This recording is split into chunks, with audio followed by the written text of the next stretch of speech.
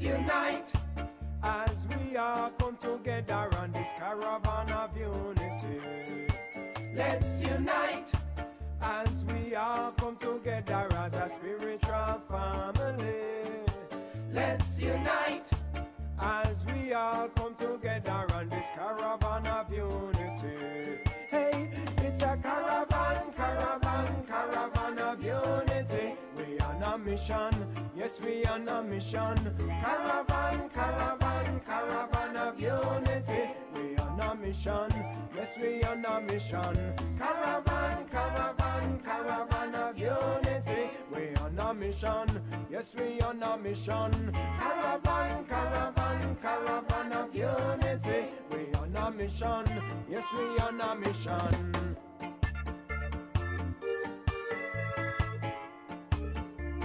Caravan, caravan of unity. We're on a mission. Yes, we're on a mission. We made it to Nebraska. Peter, come on in. Woo. Welcome to the Minden Opera House. Not only did we make it to Nebraska, look at this place.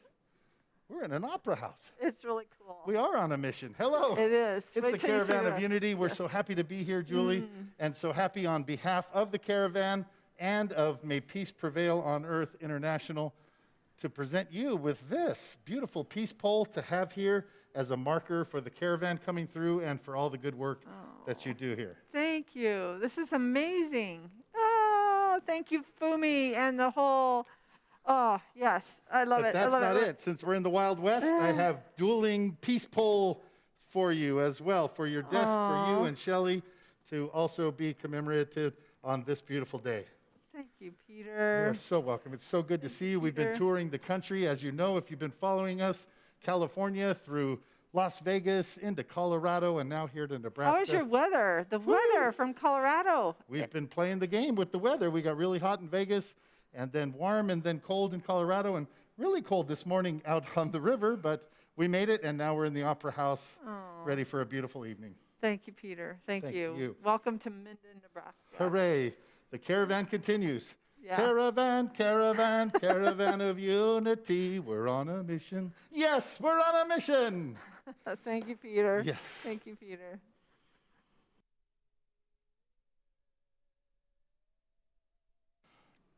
Good afternoon. It is a pleasure as Mayor of Minden to welcome the Caravan of Unity to Minden, Nebraska. It is my understanding that your theme for today is Coming Home to the Heartland. Well, welcome to the Heartland. Minden is an agriculturally based community of just under 3,000 citizens located in central Nebraska. We truly live in the Heartland. What a privilege it is for me to welcome a global network of people of all ages, of all races and beliefs with a common mission to foster unity and peace throughout the world. How fortunate we are to host an organization that strives to make the world a safer place by honoring wisdom, faith, promoting justice for all, and supporting the preservation of our planet. Again, welcome to Minden, Nebraska.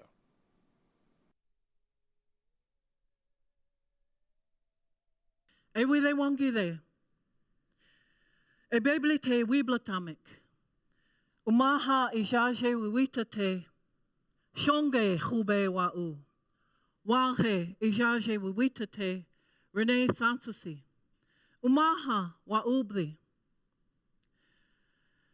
Good evening, all my relations. Let me introduce myself. My Umaha name is Sacred Horsewoman. My English name is Renee Sansusi. I am an Umaha woman. This evening, I was invited here to sing an opening song and to offer an opening prayer. And the song I'm going to sing is one that we sing at our Sundance Circle.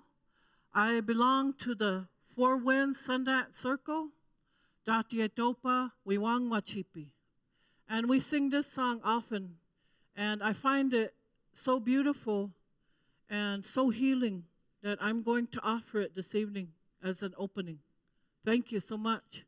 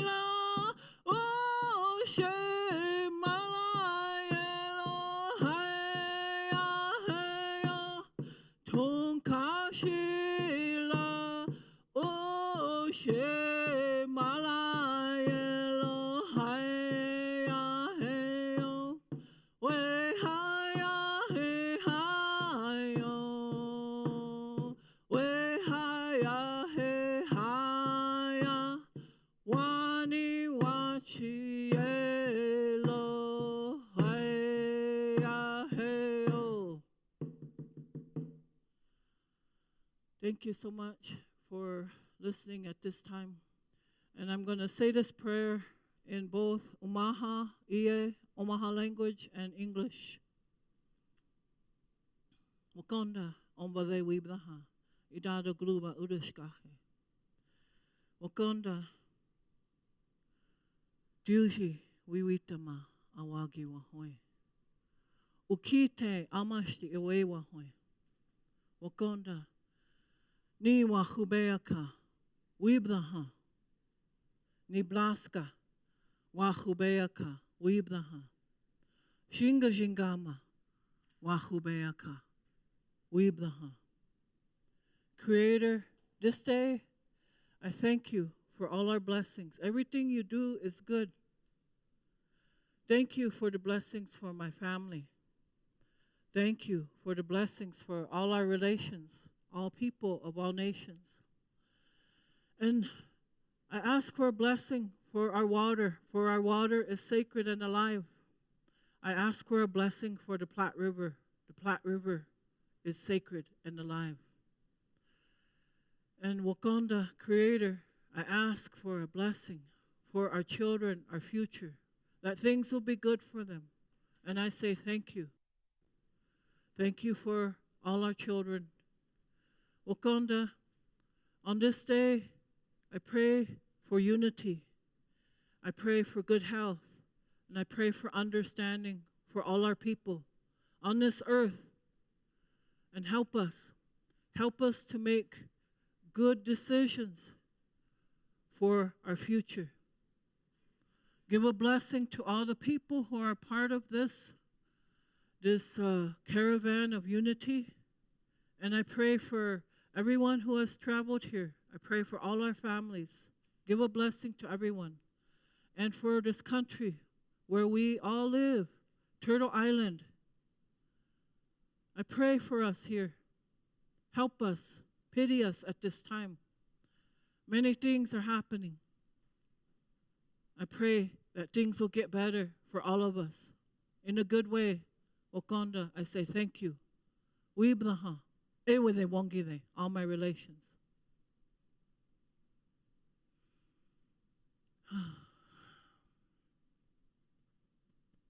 Uda.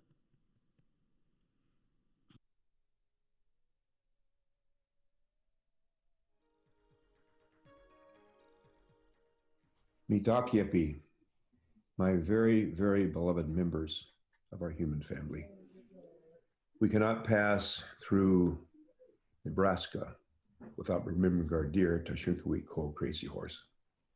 And while next year we want to do a very special remembrance and honor his family members who have carried on his life and traditions to this day and beyond, we'd like to offer a brief prayer.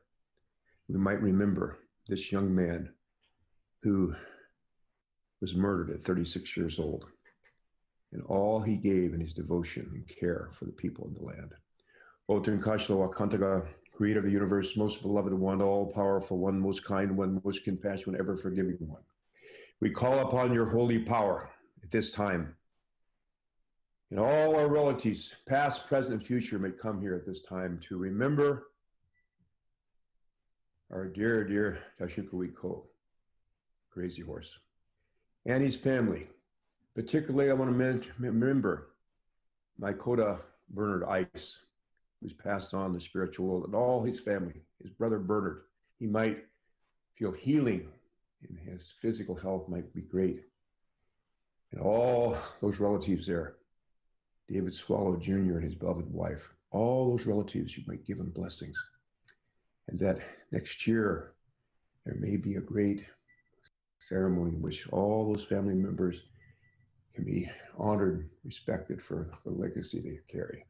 To Kasha Wakantaga, we call upon all the tribes and the nations of the east from where comes the red sunrise to stand up and honor this day for our beloved Tashunkawi Ko, that his family and loved ones' message of freedom, message of respect, and message of sovereignty might be carried forward to the future generation. To Kasha, we call upon those tribes and nations, the south, from where comes new life, that a new life might come upon our hearts and minds, and let us receive the beautiful, beautiful teachings of Tashunkawi Ko in a spiritual sense as we move forward into this long promised future of unity, happiness, kindness, compassion. Takashi will call upon all the tribes and nations of the west from where comes thunder, lightning, and rain. We ask that thunder, lightning, and rain might awaken the people in a good way to remember Tashunkawi Ko on this time, this day,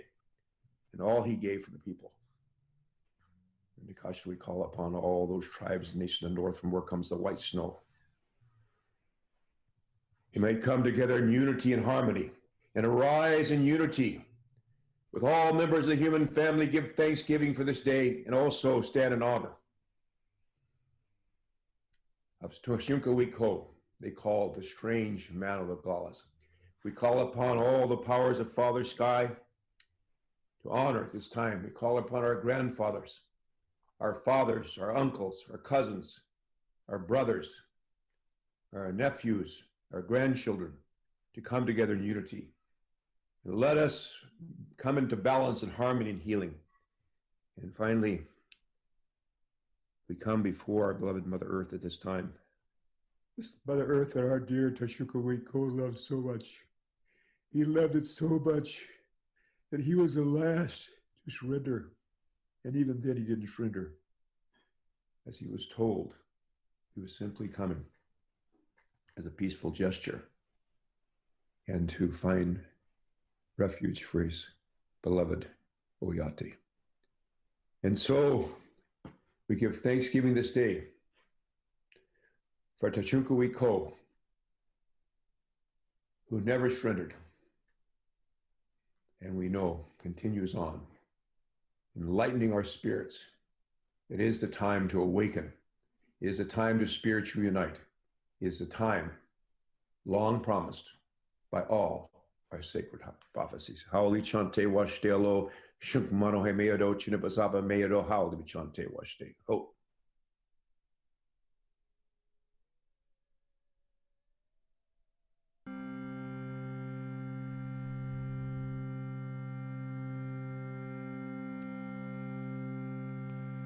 Can you hear a mother singing, calling us to love?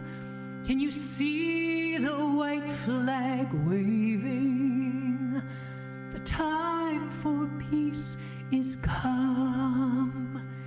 As you breathe in, cherish yourself and all that is.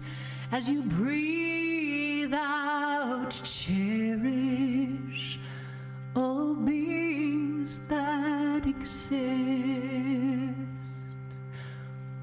Will you walk with me, my brother, though the road be long and steep? Come and take my hand, my sister. We will walk the road to peace.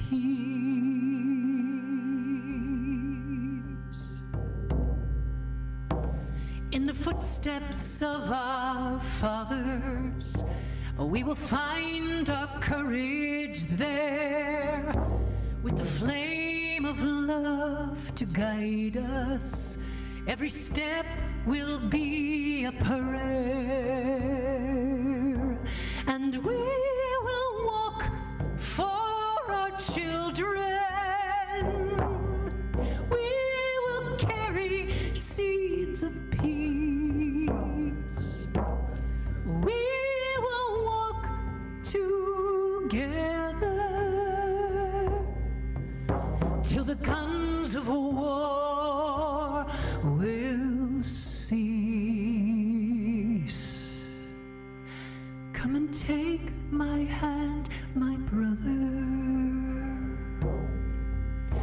Though the road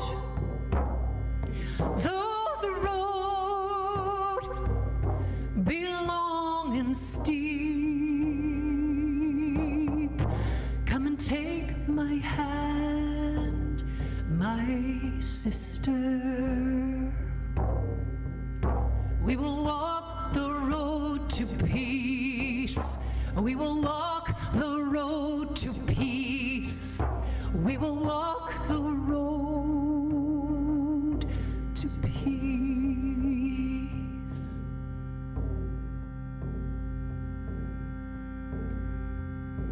Can you hear a mother singing, calling us to love? Can you see the white flag waving? The time for peace is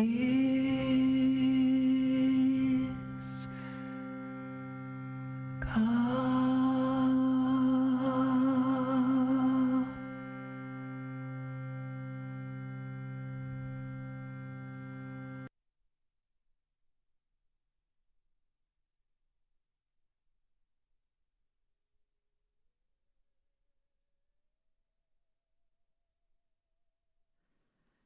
So, what a beautiful start to the Caravan of Unity in the Nebraska stop in Minden, Nebraska, at the beautiful Minden Opera House. I want to particularly thank everyone that's involved with this. The entire tech team is doing an amazing job, and thank you, Ben Bowler, for your vision. Our theme for today is coming home to the heartland, and we're going to tell stories. We're going to tell a lot of stories from the heart. You're going to hear how literally the heart can play a big piece in the healing of our culture, in the healing of our world, and create greater unity and peace and justice. So we're not just going to talk about it, and we're not just going to celebrate it.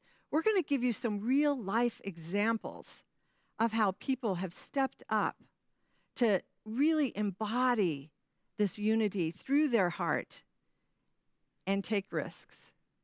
You're going to hear a couple words come through some of our stories. We have two really important stories to tell you. One is a spark of courage. Listen for that. A spark of courage. Courage, the root word of courage, comes from the heart. And so in the two stories we're going to tell you, one person just said, you know what? I've got to have courage. I got to go do this. And out of courage developed great friendship. Deep, deep, resilient, persistent friendship. And then out of the friendship came amazing opportunities. Now, you see, the people that we're going to talk to today and you're going to hear from, they didn't plan doing amazing things on the planet. And yet, because they trusted, because they tapped into their heart energy and dared to be brave, it unleashed creativity.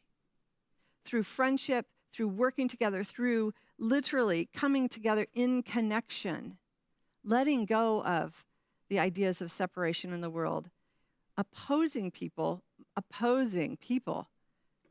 saying cultural differences, religious differences, they let go of all of that and came into their friendship. And out of that, incredible connectivity, creativity, and a lot of curiosity really birthed some incredible stories. So we're going to tell that. And I just want to presence where we're at. We're in the middle of the heartland, coming home to the heart, coming home to the land, and coming home to the heartland. So here in Minden, Nebraska, we spent the day at the river at Rose Sanctuary. We're going to show you that a little bit later in our program. But at the Rose Sanctuary, there's an ancient migration of the sandhill cranes. This migration has taken place for thousands of years on our planet. Thousands of years. And these cranes, who are all down south, come up to this small little stretch of the Platte River in the middle of Nebraska every year for 4 to 6 weeks. So they come from all points south. They come right here to this small little thread, just 20 to 45 miles along the Platte River. And then they take off and they go points north, Canada, Alaska, Siberia. That convergence is a very, very special place. And right down the road from that place is another convergence zone where literally pioneers a couple hundred years ago came from all points east, the East Coast, and they came up through all the trails and converged right down the road from Rose Sanctuary at what's called Fort Kearny. And there they were protected and taken care of and refueled and fed, and then they took off and went points west, all over the West Coast. Now, why is that important? As I'm thinking of this convergence south to north, and I'm thinking of this convergence east to west, America followed that trail. America literally started by the settlers coming through and converging in Kearney, Nebraska, Minden, right north of Minden, and back west. But in doing that, it wasn't always good. It wasn't safe. It wasn't healthy. Those settlers and pioneers displaced the indigenous that lived here for as long as those cranes were on the planet coming through. The Pawnee lived here on this land. And the Pawnee made this their home. So when we say coming home to the heartland, whose home are we coming to? This is the home of our indigenous, and we are all indigenous. So as we tell these stories today, I imagine us moving across over from the West Coast. This caravan of unity has picked up off that West Coast, and we're going back. We're marching backwards. We're almost going back to a reset. We're literally, here we go from San Francisco to LA to Las Vegas to Colorado, and now we're here in the heartland, in the geographic center of the United States, and we're heading back east on this caravan. We're heading east to look at unity, peace, justice, and healing, cultural healing. So as we get back to where the Constitution was drafted, you're going to see that in a few days, and we make our way back to Washington, D.C., we have an opportunity to hit that reset button and say, who are we as people? What's important? And where do we go from here? We've got this. We have a land of opportunity in front of us, not in the way that we thought years ago with the settlers, with the pioneers who came. We have a land of opportunity on this one beautiful planet that we call home. And we are one human planetary body with our Earth and all her inhabitants. So, in saying that, I just want to leave you with a few more words before I introduce our next video. And that is coming home to the heart. We're inviting you, on behalf of Good of the Whole and all of our stewards, mentoring stewards, our executive leadership council, and the whole team here hosting this Unity Earth Caravan of Unity event right here.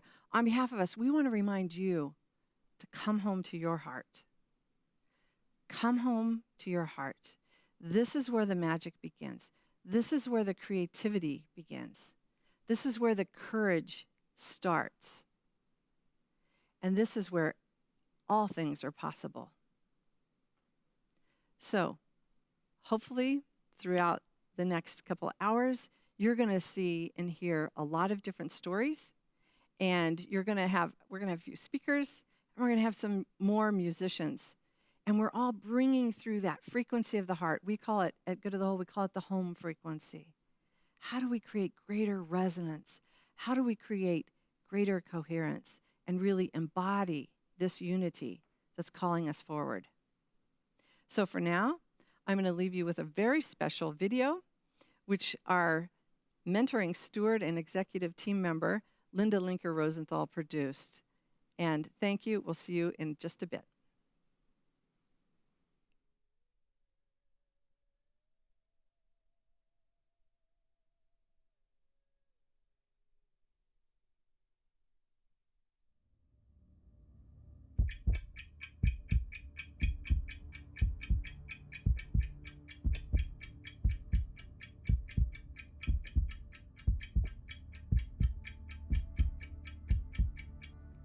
How does it feel to come home to the truth of who we are?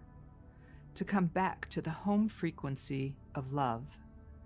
Is it possible to truly experience unified wholeness, where we acknowledge that we're all in this together? Yes, it is possible. It starts in our hearts. When we become aware of our liquid breath and the miraculous rhythm of our own heartbeat, dropping into listening within the deep core of life itself, hearing the very heartbeat of Mother Earth. We align with the rhythm of the ocean waves, feel the winds that blow from the four directions, until we can taste the air and see the illumined world in the daylight's sunfire, at the same time being wrapped in the vast, mysterious expanse of space in the endless night sky. In this space, we are whole. We remember who we are. But now, in our unity, we pause on you, Mother. We feel the searing heat of your burning forests. We smell the smoke of your catastrophic fires. We swirl in the torrential oceanic waves that drown our life force, bringing more grief into our acute awareness. We shiver in the sight of your ice melting, exposing new and ancient deadly viruses through your permafrost. We are exhausted from loneliness and isolation and tribal thoughts of separation. Mother Earth, we feel your heaving breasts, sighing, because we humans have forgotten how interrelated and interconnected we are. And yet, at this auspicious time of upheaval, a global pandemic, climate patterns changing, the threat of extinction of 15,000 species on Earth, soil degradation, social injustice, the slow dying of democracy, the tyrannical rule of the few over the many, and the soul's deep pain from feeling separated from nature and all that is sacred. We ask, is there any light that can shine on this darkness that is suffocating humanity? The answer is yes. Yes, yes. In the midst of all this unbearable chaos, our hearts, our land, our heartland, the land where we live now, is simultaneously being covered and connected with a hopeful caravan of unity and peace. We are reclaiming our divine nature, honoring the wisdom of our indigenous heritage around the planet, and rebirthing ourselves as a new awakened species. We are in a period of transformation and transmutation, feeling ourselves moving and acting with more intense compassion and kindness than we have ever experienced before. We are vulnerable, but we are open, honest, and authentic. We are becoming divine humans, humaning, experiencing ourselves and each other as valued, whole, happy, and well. We are putting love behind every word and action we take. We delight in purpose, in serving and uplifting others, knowing that as we live into the greatest, most joyful expression of this magnificent love, we are serving the good of all. And it's no longer about our individual selfish needs. Instead, we are connecting and living for the good of the whole. We are shifting and transforming the prevailing paradigms of illusion and despair with trust, truth, and hope, by anchoring once again the ancient sacred consciousness that unifies humankind, this planet, all plants and animals, and the whole of life. This is the great remembering. We are riding a wave of healing energy and undefined love that is bringing us back home into the truth of our own authentic and most loving hearts, merging with the original beating rhythm of our Mother Earth's heartbeat, and rolling and flowing through this caravan's continual forward momentum of unity and peace for all beings. We are being invited to ride this wave of harmony together, where we're celebrating our miraculously diverse, unified humanity and coming home to the one source within the one healing heart of love. This is our spiritual destiny. This is the path back to our unified wholeness. This is coming back home into the sweet, gentle ease and joy of living in love. Living and loving in, from, and as the heartland that is within everyone, everywhere.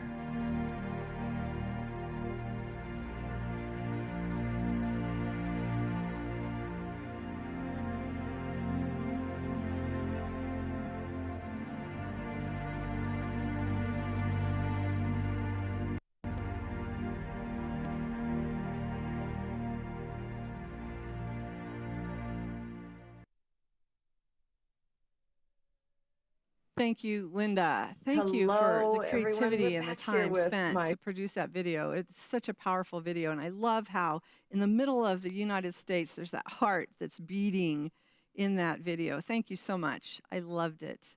And now we have a conversation with cosmologist Jude Caravan. Jude is a leading authority on the cosmology of our history and really helps us to understand a whole worldview. And she and I sat down for a really delightful conversation, and talked about unity, unity earth, and coming home to the heart.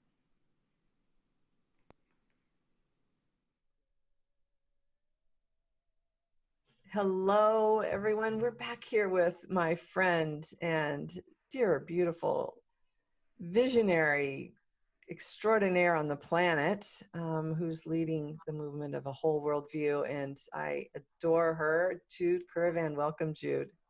Oh, Julie, well, ditto, ditto. It's great to be with you all. Oh, thank you. Well, I'm really happy to bring your voice into this program tonight as we're looking at the unity of Earth, the Unity Earth's Caravan of Unity, and then musing into our local topic. But before I introduce our local topic and have you respond to that, I'm just curious if you could give a few words or thoughts about what is your experience of this Unity Earth Caravan traveling from San Francisco clear over to Washington, D.C., and in Europe and in other countries, I'm told this morning. There's a few more coming online. What are your thoughts about this Caravan of Unity?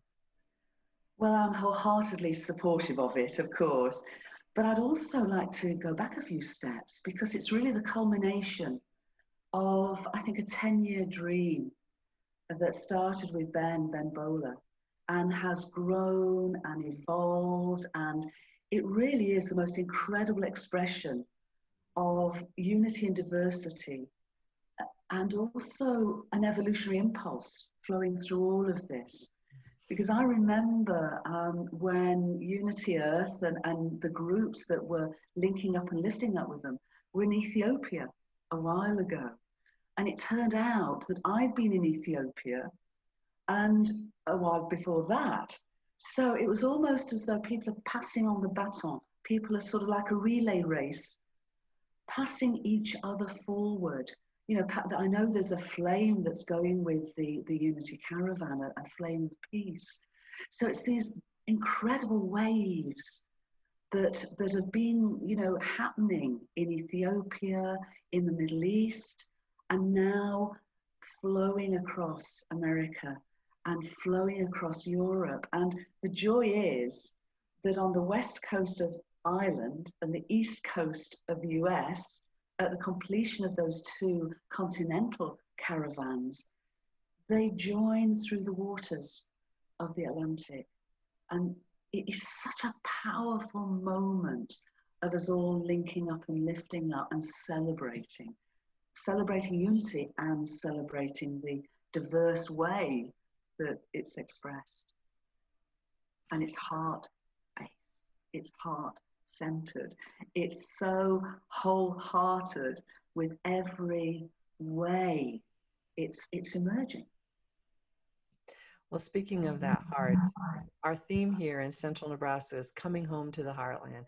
We're in the geographic center of the United States.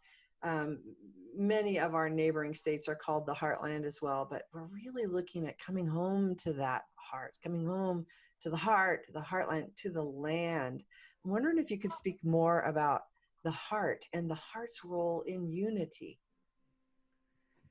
Well, the mind, you know, our ego-based mind is really great at separating and differentiating. It's its job. And that's absolutely vital. But whereas our minds do that, our hearts do this. Our hearts literally bring us back to ourselves. And not only that, but they bring us back to each other.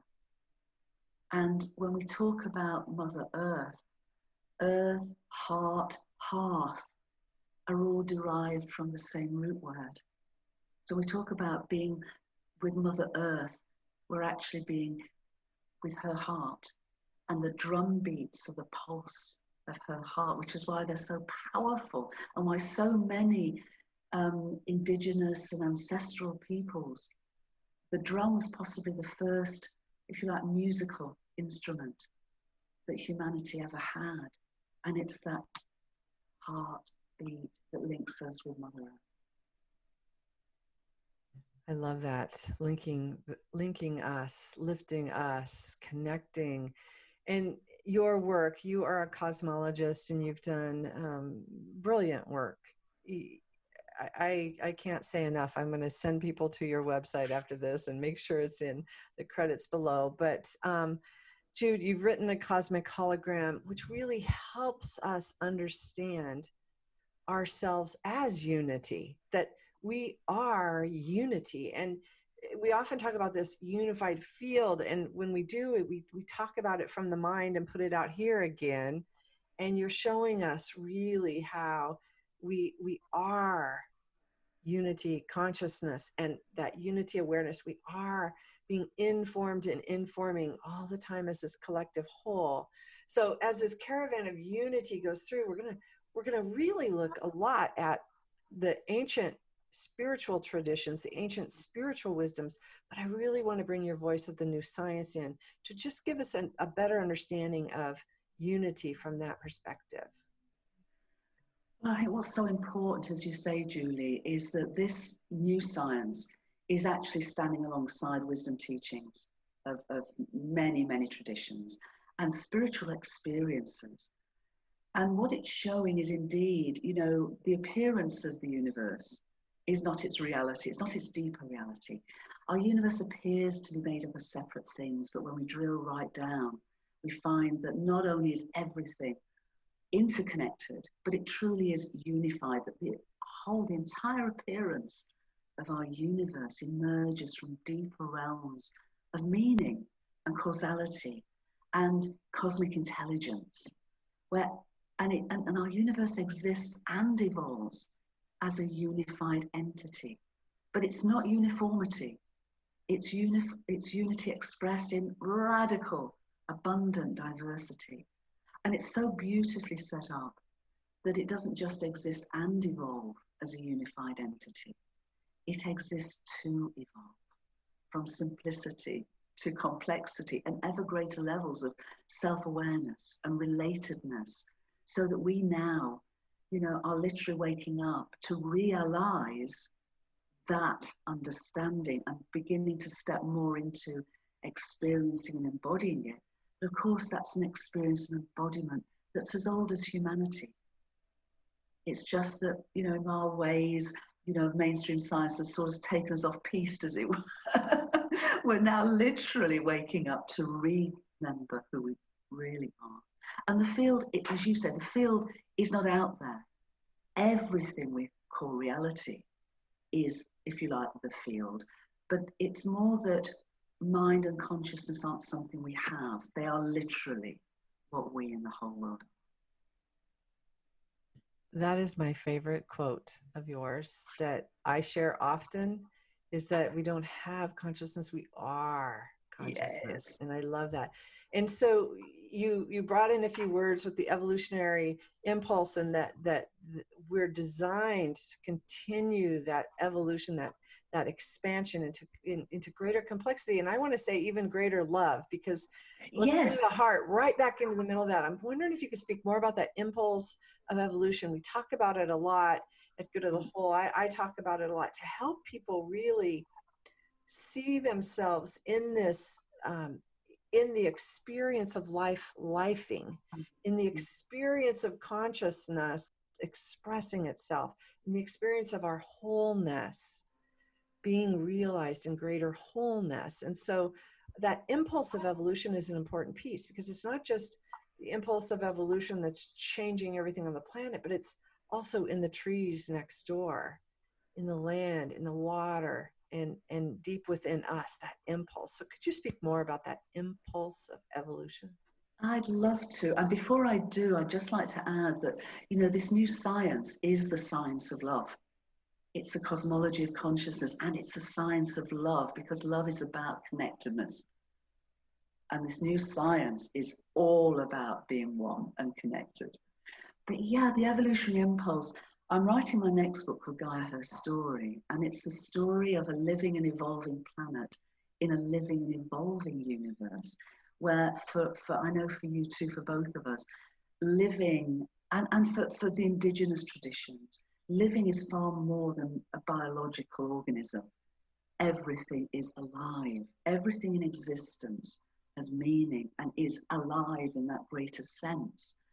And when we go back nearly 14 billion years, we have a baby universe, a universe soul that's born like a baby in the cosmic mind, as a great thought, and began as simple as it could be, but no simpler. But from that simplicity was so fine-tuned, so incredibly ordered and intelligent, that like a baby, it knew how to grow up to be an adult universe. And with all of that means in terms of evolution and experience and growth. So within us, the hydrogen in the water of our bodies and the waters of Gaia's oceans is as old as the universe. Yeah? We are made of stardust. Our universe, through all of those billions of years, evolved ever greater complexity. And in that complexity, after that length of time, that enormous length of time, the universe brought forward planets and plants and people with such an incredible abundance of diversity. And yet that evolutionary impulse continues. It's like this continuing big breath. The evolutionary impulse, it flows through us. It flows through Mother Earth, Gaia. It flows through our entire universe. So Earth isn't just her atmosphere and her hydrosphere and her geosphere and her biosphere. She is a Gaia-sphere herself, an evolving Gaia-sphere. And we aren't just humans, we're Gaians. We are part of the web of life, the heart-based web of life that connects us with all of our other children. And perhaps we can wake up now so that we've been children. Perhaps now we can wake up to be co-evolutionary partners with her.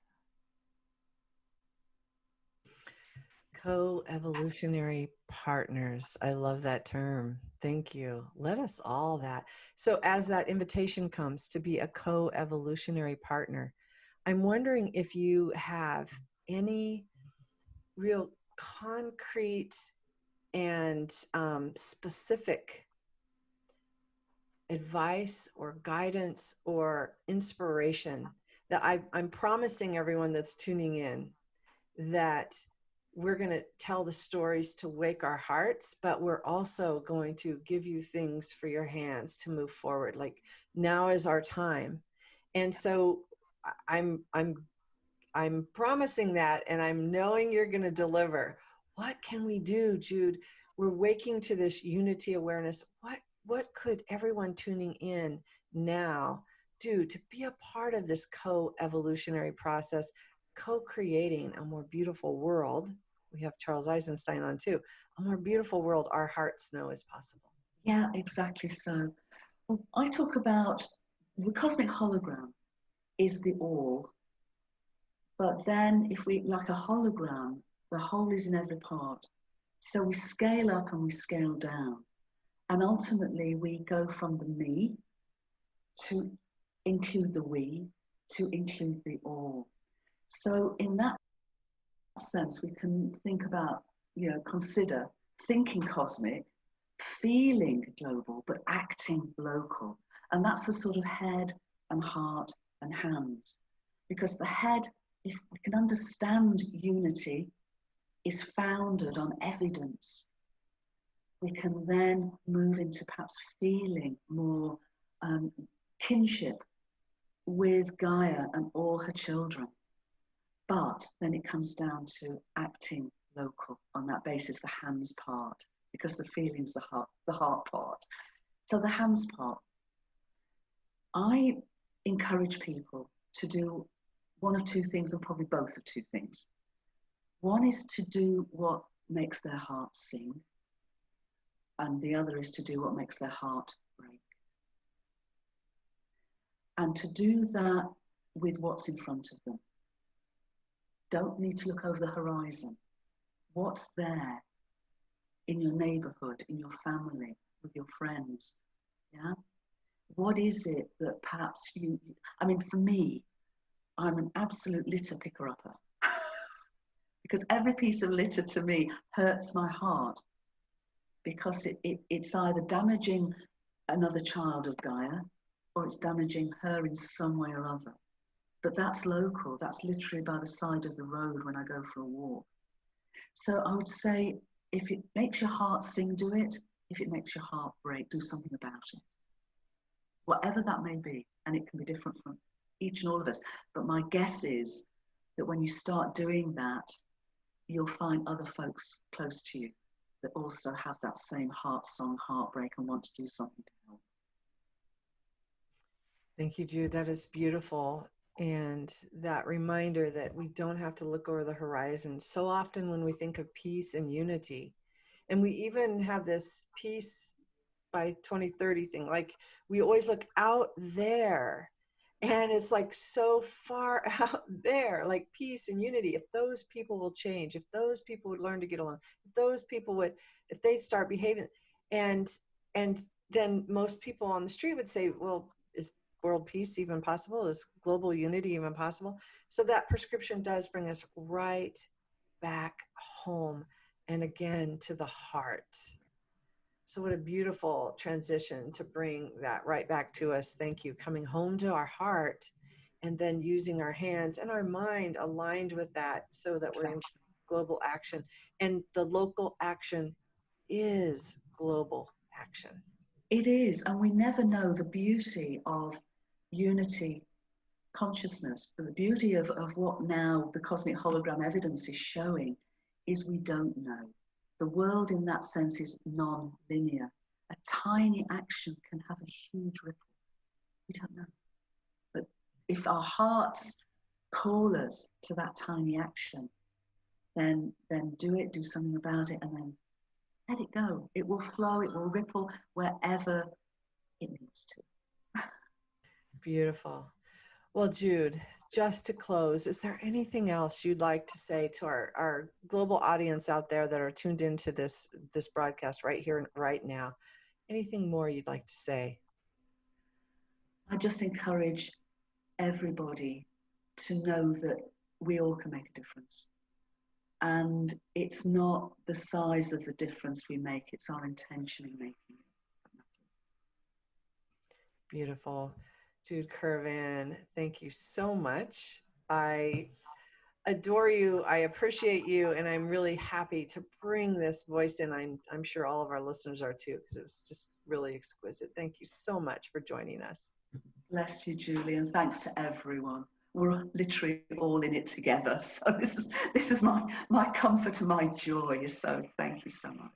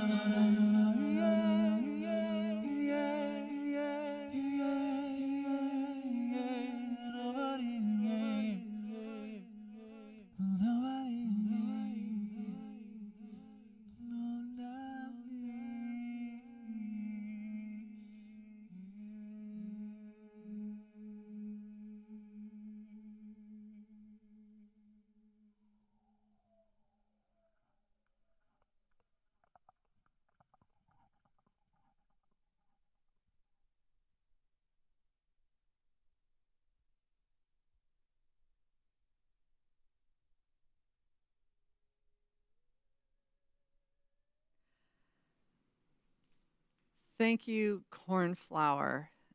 Wow, that was gorgeous. That was beautiful. And I especially want to give you a ton of gratitude for shooting that in these times. I know that Ashland, Oregon has had a horrific fire, and there you are waiting for evacuation, and you share your music with us. So thank you so much for doing that for the Caravan of Unity. And I loved Jude right before that, who said, we're all in this together. We're all in this together. So next I want to present a conversation that I had with another very special organization here in Nebraska, here in the heartland. And again, this story begins with someone just being courageous, an act of courage that turned into a lifetime friendship that turned into an incredible initiative. You see, one man was courageous enough to step up for a friend. And little did they know that years later, they would be co-creating a model of religious diversity and friendship. And, well, I'm going to let them tell the story. But this story, please welcome Tri-Faith Initiative. And on this Tri-Faith Initiative, Muslims, Jews, and Christians are in Omaha, Nebraska, sharing a campus, sharing parking lots, sharing food, sharing meals, sharing celebrations, sharing education. 3 different faiths coming together in unity, living unity every day. And it's quite a story. So here you are, Tri-Faith Initiative in Omaha, Nebraska.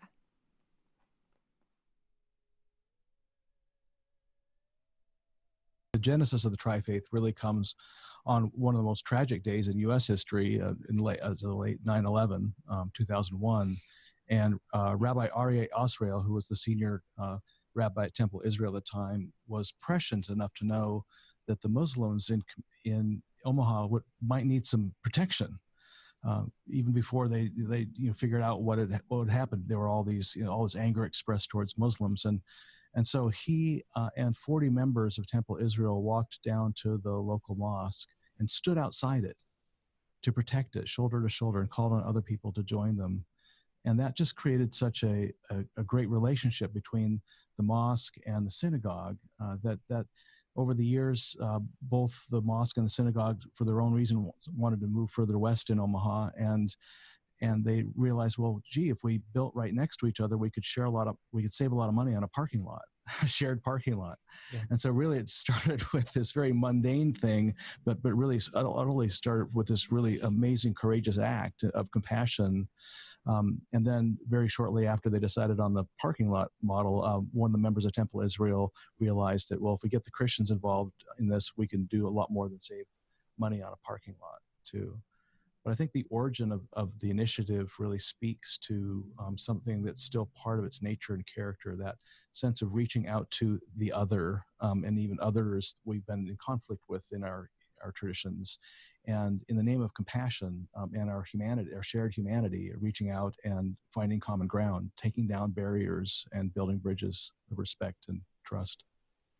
So can we say it is the intentional relationship between 2 parties that it used to be odd to have that kind of relationship? So going really against all those odds and starting that relationship, it made lots of difference. And that's, even when Aryeh started that vision, there was no image or vision for the tri-faith. It was based on 1 and 2. Mm-hmm.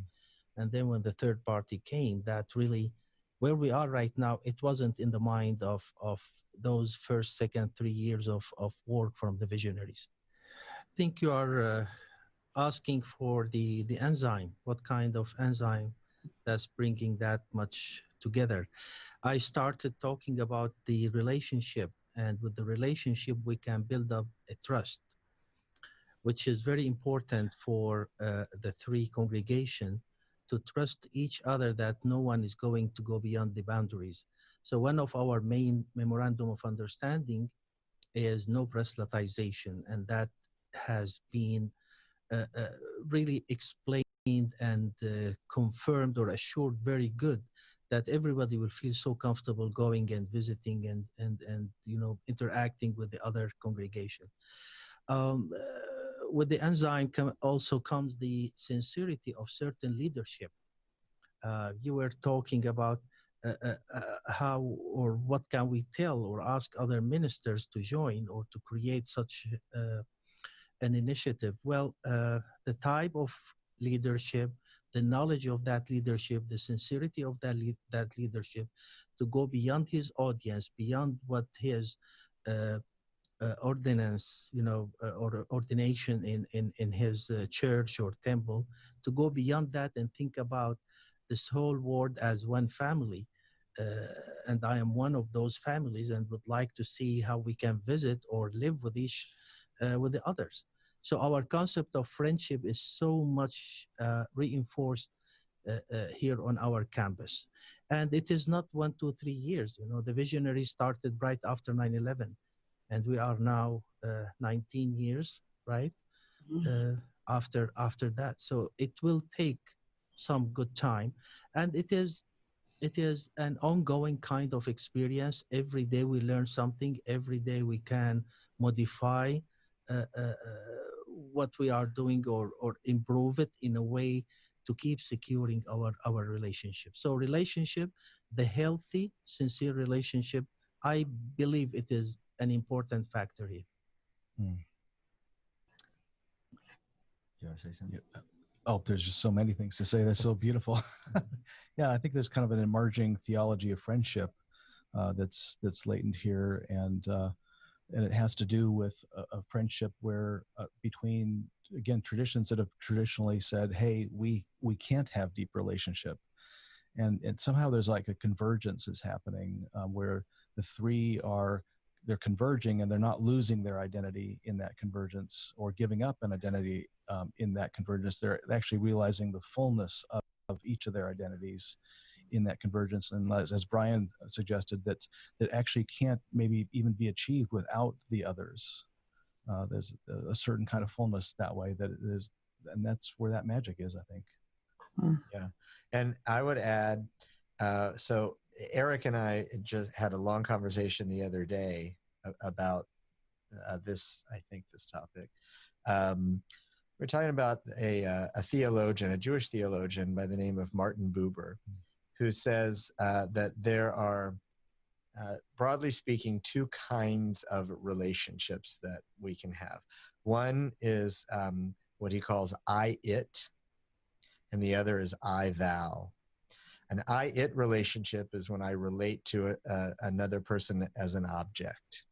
An I-thou relationship is when I relate to another person in the fullness of their humanity. I think, and in the main, most relationships are I-it relationships. That's how we live. And I think that's increasingly the case in our world today, with so much noise and everything going on around us. We just relate to other people and as objects. And even when people come together, I think oftentimes, for the purposes of doing good, it's still in the realm of I-it. It's like, let's make a coalition because of what we can do this. There's some kind of utilitarian purpose. To me, what makes the Tri-Faith Initiative so special, and maybe it's the question mark that you were asking for, is that at root, I think this is about coming together not for any utilitarian purpose.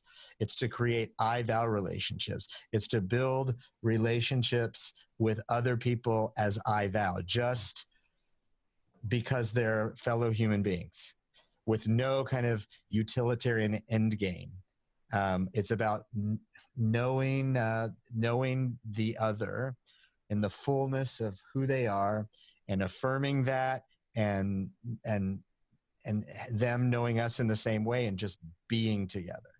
And then whatever will kind of grow from that, as Eric said in our conversation, that being in a relationship of that nature will then no doubt enable us to hear, some kind of divine call to us to act in certain ways. But I think that the main objective here is just relationship for its own sake. And that's unique, and that's really cool, I think. Yeah.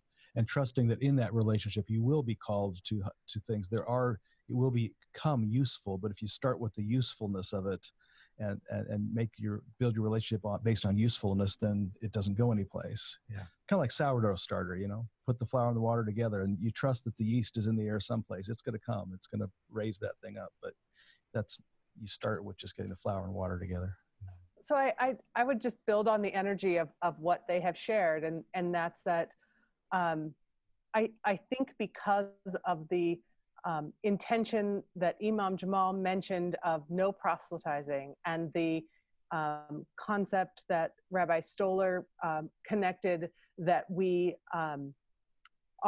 the purpose is the coming together, and is the whole piece fits all together because we're inviting people to bring their authentic self. And that connection of bringing your authentic self, the collaborative nature of inviting people to be their authentic self, has an impact that is measurable in a way that we don't understand and we won't understand for a generation. And we're changing hearts and minds, but we're worrying more about the heart. And we're letting people live into this experience. And we've said it's slow baked, right? I've said that to you before, the idea that we don't have to have an answer to what the outcomes of this experiment are anytime soon. And that gives us permission to truly experience it one moment at a time. And those moments are so precious because we're present in them. And I think that's magic, because we're in this world that we're wanting the answers and the solutions and the measurements and all of those things all the time. And this opportunity gives us this place to come and just see each other. And it's breathtaking. It's breathtaking witnessing it. So are you ready for my new code words? Sure. Okay, the first one, listening to all of you, I'm a synthesizer too, so this is fun. But the first one that came to me was we're co-humaning. As I listened to you, it was like we are coming together to co-human here. We're being in our humanity. But the other one that's really exciting to me that I heard on a real visceral sense, listening to all of you, is that I work with visionary leaders and change makers around the world and do a lot of coaching and consulting for organizations. And most of it is around how do we create coherence? Another code word. How do we create coherence?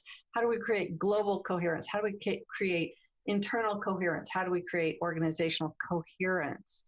And what I hear from you is that the magic and the medicine is in co-hearing each other and co-hearing, being present, just being fully present with one another in relationship and really listening deeply. And that seems to create a coherent community for your greater community. So there's a reason you do consulting. That's good. I like that.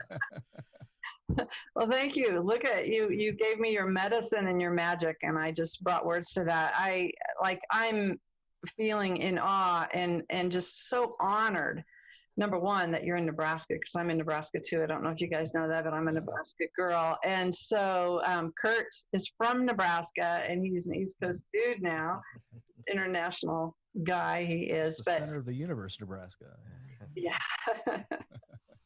And actually, I'm really close to the geographic center of the United States. But any last really urgent, emergent pieces that you want to share with our listeners? Anything that is really on fire inside of you, that any last words that you want to say before we bring this to a close? I want to start this time. Time is running very short. And the whole world is deteriorating on all levels, on the climate level, on the social or socio kind of relationship level, on faith level. And I don't think people who have some good rationalism can waste any minute in waiting or observing, just looking from away and saying, let somebody else do it. We have been called by the wisdom of God to be part of this initiative, and we are starting something unique in the whole United States, maybe in the whole world. I hope and pray that so many other clergies, imams, rabbis, etc., to take that opportunity of having a look at what we are doing and see what they can do in their own communities, replicate that kind of initiative their own way, in order to spread and practice more positivism and constructivism in this world, and try to save this world as much as we can. It is going down the drain in a fast speed, and we need to act quickly to put brake on that fast deterioration. I really think we're at a moment in our in the history of humanity that, provided we survive this moment, and the Imam has done a great job of kind of reminding us of, whether it be climate change or some sort of World War III kind of scenario happening. I mean, it looks like, within the next century, the chance of one of the or both of those things becoming catastrophic is huge, and probably even a lot earlier than a century. Well, if you take as a presupposition that there is some form of deity, God, and some sort of higher awareness, and this awareness actually includes us, is aware of us. If there is a God, and this God is aware of us, and because of that awareness, or despite that awareness, loves us, you would not, if you hold those three suppositions true, and I don't necessarily count that all of your audience does, but if you do, then it seems certifiably insane to think that such a God would be sitting up there in the heavens, in the clouds, saying, hey, let me know how it works out for you. That in the greatest existential crisis in human history, that anything that would call itself, or that we would call divine or higher consciousness, would be absolutely involved in ways that are pervasive and vast. And I really have come to the conclusion that that we are living in a time where that is happening, and we've probably been prepared for this for a very long time. Our solution has become super saturated. I think the time is imminent, and that the divine is calling on all of the world religions to lay aside their armory and de-weaponize their faiths, and come together to provide that coherence, and to solve the greatest issues that are facing that are facing humanity right now, that literally threaten our continued existence upon this planet.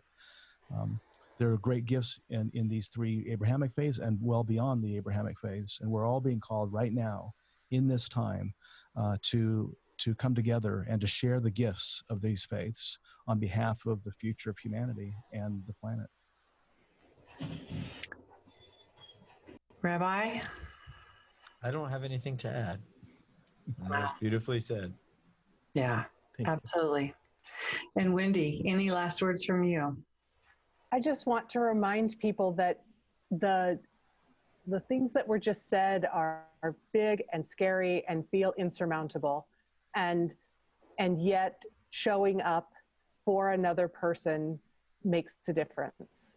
And if we just expect that of ourselves and don't worry about necessarily inspiring a whole community of people to follow us, that we take responsibility for our own ability to hear the religious other, to show up and be present, that our world will change.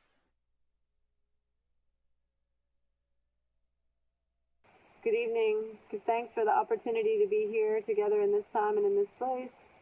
My name is Ms. Amani, and I'm joining in from the mountains in western North Carolina, original homelands for the Salagi, the Cherokee people, and we are in the Swannanoa River Valley watershed. I am a ceremonial musician, and I am showing up to bring my voice in gratitude and support for this caravan of unity, weaving prayers, making offerings, sharing blessings, conversation, and deep, deep, deep healing for the heart of humanity. I offer up my sounds in combination with yours as we uplift ourselves, our blessings, our people, for the highest good of all. May all beings know peace. Blessed be.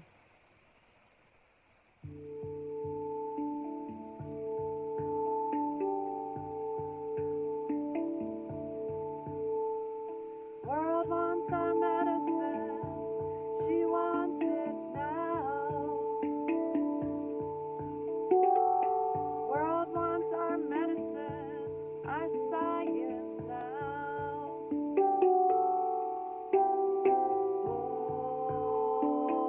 Oh, we are awakening. Oh, inner wisdom. Hey, hey.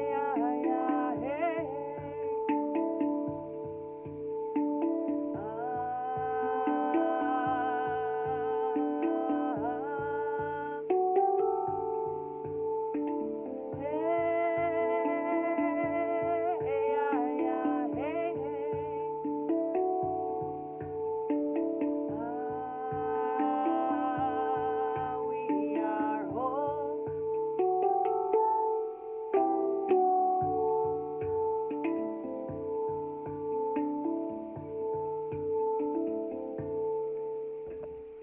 Sing for the people both here and abroad.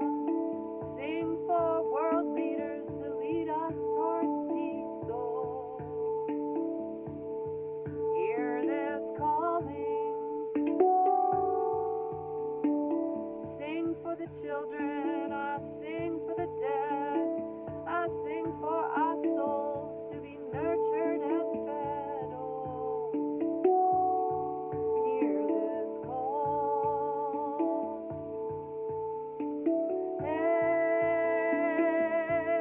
we are whole.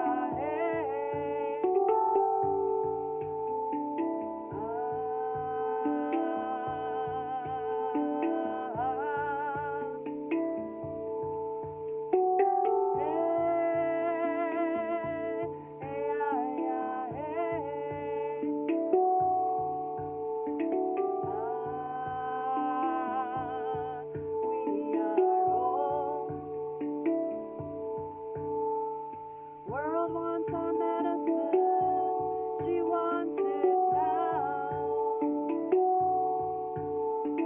World wants our medicine, our science now. Oh, help us awaken.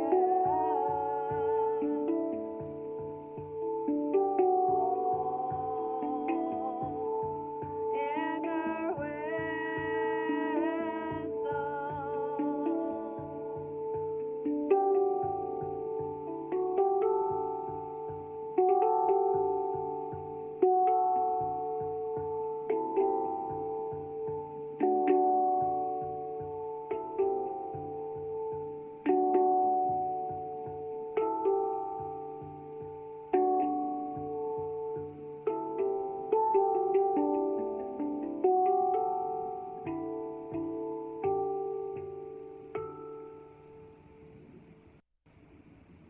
Blessed be.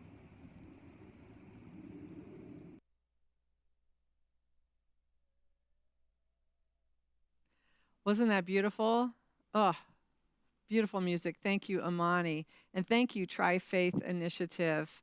What a powerful, powerful interview. I have to tell you, I love Wendy's quote. I'm going to share it with you in a minute. But first, we're going to take just a brief break. We want to show you what is above us on the ceiling of this Minden Opera House. It's an incredible, incredible painting, a mural that was made just for this, which is really highlighting our town. You could see our forefathers. My great uncle, Harold Warp, is sitting there, standing up actually in a business suit. The courthouse square, the actual courthouse building's there. and some of our historic buildings, but you're also going to see those sandhill cranes where we were this morning, and a lot of corn over there, which we're going to talk about corn later. And so, yeah, we're really proud of this gorgeous mural here at the Minden Opera House. So Wendy said, showing up for one another makes a difference. Show up and be present. And I love her words. So next I want to bring you the words of Charles Eisenstein. You're going to feel that same essence flowing through his words as we talked about the Caravan of Unity and coming home to the heart. Here's Charles Eisenstein.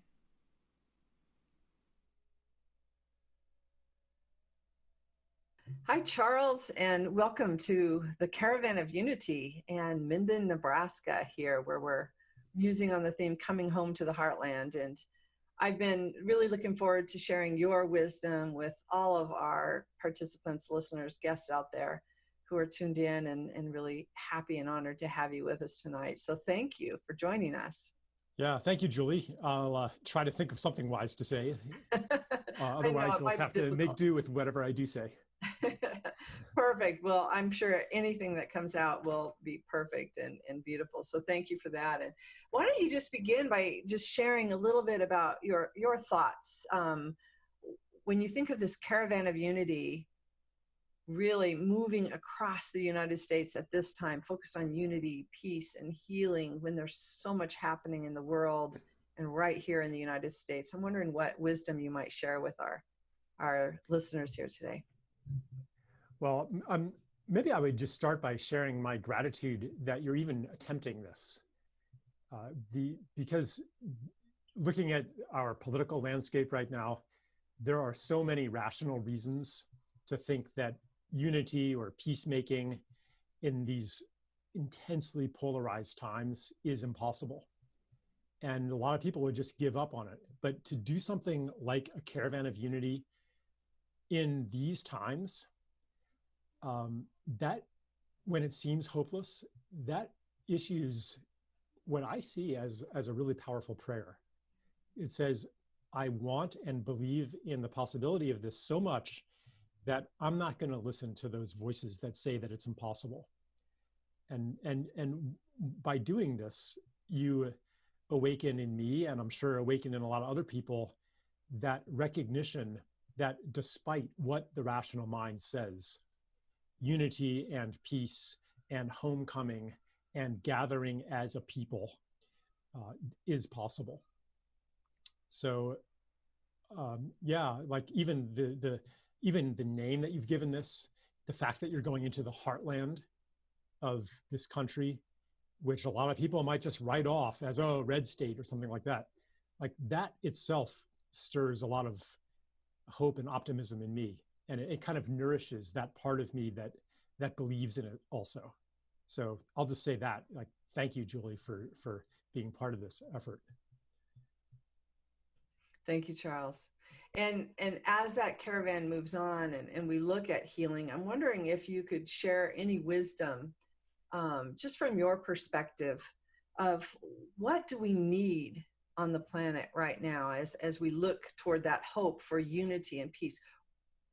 We're really talking a lot about that, starting from the inside, starting in our own hearts, coming in and embodying that sense of peace and unity so that we can literally create greater change and affect change around us more spontaneously as we're following this, this more higher guidance toward ultimate peace and unity. The story that you related to me, and that's we've all now heard about the Tri-Faith Initiative, the church, the mosque, and the synagogue, all sharing the same parking lot, all sharing the same land. That kind of answers the question. It's not just a philosophical unity where we agree on some spiritual principle that we're all one, or we're all children of God, or something like that. But we actually apply it in a situation that is fraught with tension and all kinds of reasons to hate each other, all kinds of reasons to write each other off, to dehumanize each other, all kinds of reasons to say, well, yeah, I would like peace, but those guys, they're irredeemable. Even people who know themselves or believe themselves to be Christians or to be of some faith, which might tell them, well, you know, judgment is not yours to levy on others. Even so, there's an awful lot of judgment going on today in our political landscape. And so this story of the rabbi and the Muslim leader and the coming together, that's another thing that awakens hope. And when I say hope, I don't mean this Pollyannaistic fantasy that distracts us from reality, but hope as in the recognition of an authentic possibility. It stirs hope in me, because if it's possible there, especially in the aftermath of 9/11, when everybody was being invited into hatred, if it's possible in those circumstances, hey, maybe it's possible for the Holy Land, for the land of Israel, Palestine, which is, you know, I mean, it's almost an exact analog. There's this, I mean, why can't they share a parking lot? Why can't they share land and have churches and synagogues and mosques all over the place and let go of the differences? Not to say that we annihilate differences of opinion among us, but we recognize that our opinions are like waves on the surface of an ocean, that there's so much more to a human being than our opinions. And when we reduce each other to a caricature defined by the opinions that are visible to us, we're actually, you could even say, committing a blasphemy to reduce a sacred being to a set of opinions, to interact with them on that basis, to see them that way. This is going to be super important in coming months, because all of the polarization that we've seen so far over whatever issue, Black Lives Matter or vaccines or lockdown, Trump versus Biden, et cetera, like all of this division that we're seeing, this is kind of a warm-up for what is very likely in the coming election, when neither side concedes defeat, and where both sides believe that their victory is more important than democracy itself, because the other side is just evil. Like, I don't see any rational reason why we're not going to plunge into a civil war. I do see an irrational reason, if that makes sense, why we're not going to plunge into a civil war. It's that we come to the spirit that informs the tri-faith initiative, that doesn't identify so much with being right, and instead embraces a deeper truth that we can all feel, which is that every single human being is a holy being, is, however you want to frame that in your understanding of the sacred, a perfect creation of God, like a miracle, a walking miracle, a soul. Like, that is, from that seeing of each other, it doesn't erase our differences of opinion, but it invites us to be curious about other people's worldview. Because if you can't ascribe it, if you can't ascribe somebody's support for X, Y, or Z to their lesser degree of humanness, if you can't ascribe it to something, to some illness of the soul, some deficiency of the soul, if you can't just write them off like that, then you have to be curious. Oh, okay, what does the world look like from your vantage point? What is it like to be you? So it invites us then into actual conversation that doesn't have the agenda of domination, that doesn't have the agenda of at the end of this conversation, my goal is to change your mind, but steps into it with a willingness to have my mind change, to not hold on so tightly. Imagine how much progress we could make as a society if everybody stepped into Facebook, into a comments thread, into reading an article, into having a conversation with a willingness to not know, with a willingness to unlearn as well as to learn, not needing to be right. Because I don't know. I mean, I have my opinions too about who's right and who's wrong. But I also know that in the past, I have been so sure of things that then turned out not to be true. And maybe some of you guys listening have had that humiliating moment where you realize that I was wrong all along. And why did I hold so tightly to this belief for so long? Like, if it happened to you before, it could happen again. In fact, I could guarantee that there's something that I fervently believe that is wrong right now, or that I will someday grow out of. So if we all carry that awareness into our conversations, then we have access to the, you could call it the spiritual energy, or the holy truth that informed the Tri-Faith initiative. We'll all have access to that.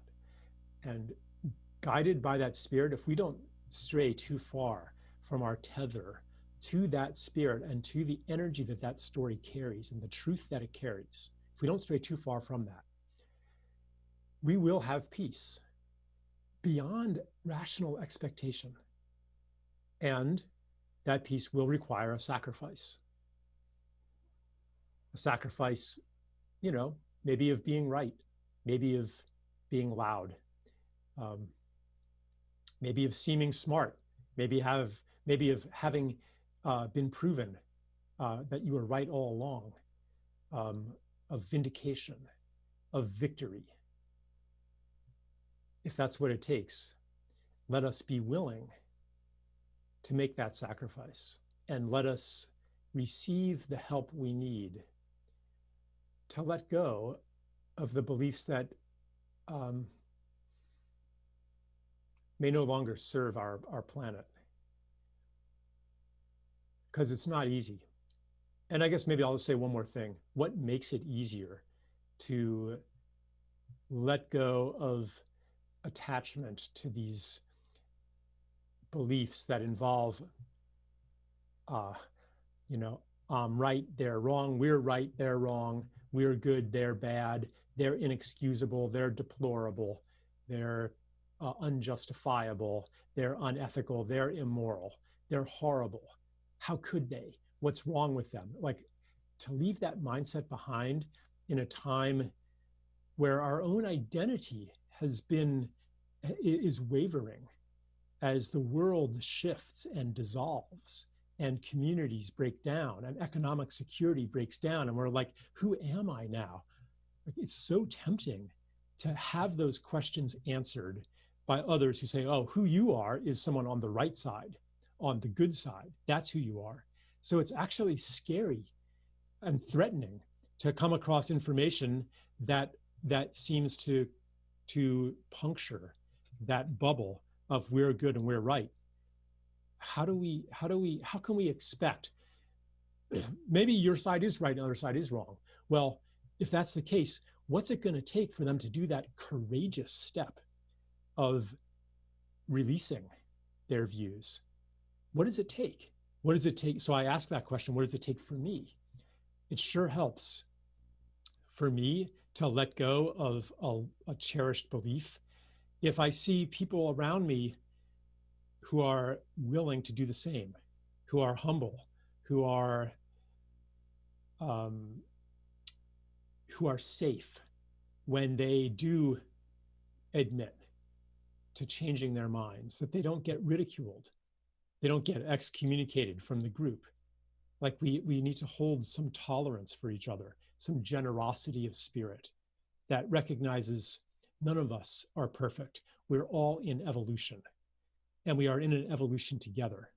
when we all step into a public conversation with that spirit, we can go really far. We can really evolve beyond where any one of us could go by ourselves. Charles, that's beautiful. And it would be enough to just stop there because that was perfect. And I really appreciate that perspective. So important when we're talking about the cultural shift that needs to happen here. But I am curious about one more piece that I just want to see tap into your wisdom. You've written the very popular book, How to Create the More Beautiful World Our Hearts Know Is Called The More Beautiful World Our Hearts Know Is The Possible. More Beautiful, thank you, The More Beautiful World Our Hearts Know Is Possible. And when I think about what's happening on the world right now, I'm also thinking about our relationship with the land, with the planet, with all species, with the biodiversity, with the radical diversity that makes us whole here. I'm wondering if you could speak just a little bit here about coming to the heart and having that personal relationship with the land that we live on, and from that perspective. Yeah, I mean, after all, this particular broadcast is coming from Nebraska, right? It's called the Heartland. Right. And I think that maybe is more than just a figure of speech. On the one hand, it's like near the center of the continent, vaguely near the center of the continent, in the central plains of North America. So in that geographical sense, it's a heartland, but maybe there's more to it than that. I guess I haven't spent that much time in that part of the country, but there is something to it. People who are really in their hearts, and maybe at a time when the divisiveness of our society and these different narratives that are being offered to us can paralyze the mind, or set the mind of one against the mind of another. Maybe we really do need to come back to the heart, to this other source of information, and to the land where people are so much in their heart, and where they're willing to see somebody first as a neighbor, first as a fellow human being, instead of first as a Democrat or a Republican or a Trump supporter or this or that. Because it's not the heart that sees another person that way. That's the mind. The mind is a beautiful thing and has its uses. But as far as recognizing the sacred, recognizing the precious, recognizing the presence of God, that is not the function of the mind. That's the function of the heart. So those of you who are in the heartland right now, I would ask you to really step into this power, because it's so needed right now, and to thank you for holding this function of the heartland, and to really redeem the possibility that is implied in those words, the heartland. So yeah, thank you, Julie, for bringing this up as well. Beautiful. Well, is there anything else that you feel to share with all of us that are supporting this Caravan of Unity as we march across the U.S. and end up in Washington, D.C. at the end of the month on Peace Weekend, International Day of Peace and Peace Weekend here? I'd say, yeah. So you have a few more weeks of travel, ending in Washington, D.C., and carrying peace with you, not as the absence of conflict, but as a positive principle. That you might run into criticism, skepticism, cynicism from without, and maybe even from within. The part of your own mind that says this isn't doing any good, or I'm just being naive. So I just invoke the positive principle of peace that is always present, even underneath all of the conflict. At any moment, even in the most vicious conflict, if you look for it, you'll find it. it's still there.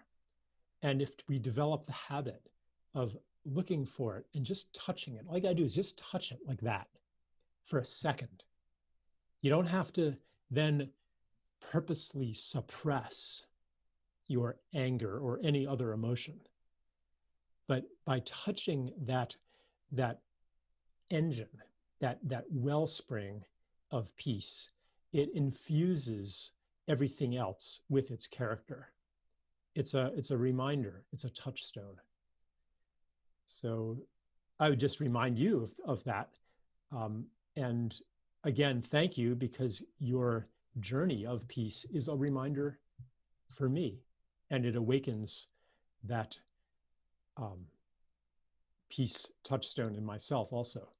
Like, this is not something where, you know, some highly evolved person can, I mean, this is something where we're all reminding each other and all holding each other up in the possibility of a healed world. No one can believe it by themselves. At least I can't. And that's why we need each other, and Unify and Uplift Connect and all of these organizations that are coming together, and all these people, not only the ones doing the leadership roles, but the ones doing the things in the background. They don't even get applauded. You know, here you have me up on a screen, you know, so it seems like I'm doing more than the person doing the tech support, or the person driving the bus, you know, or washing the dishes. So maybe that's my final message, that a message of thanks, actually, to the people who are just as dedicated as you and I are, but they don't even get celebrated.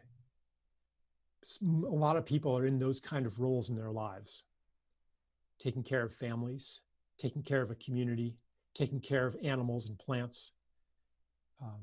And the heart knows, even when the mind doesn't, that their contributions are just as important, if not more important, than those of the big visible leaders.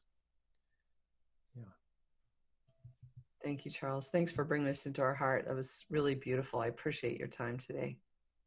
Yeah, thanks, Julie. It was my pleasure.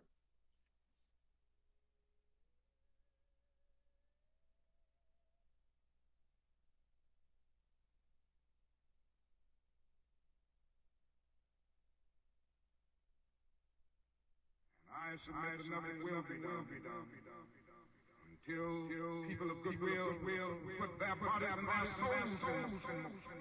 It will be the kind of soul force brought into being as a result of this conference that I believe will make the difference.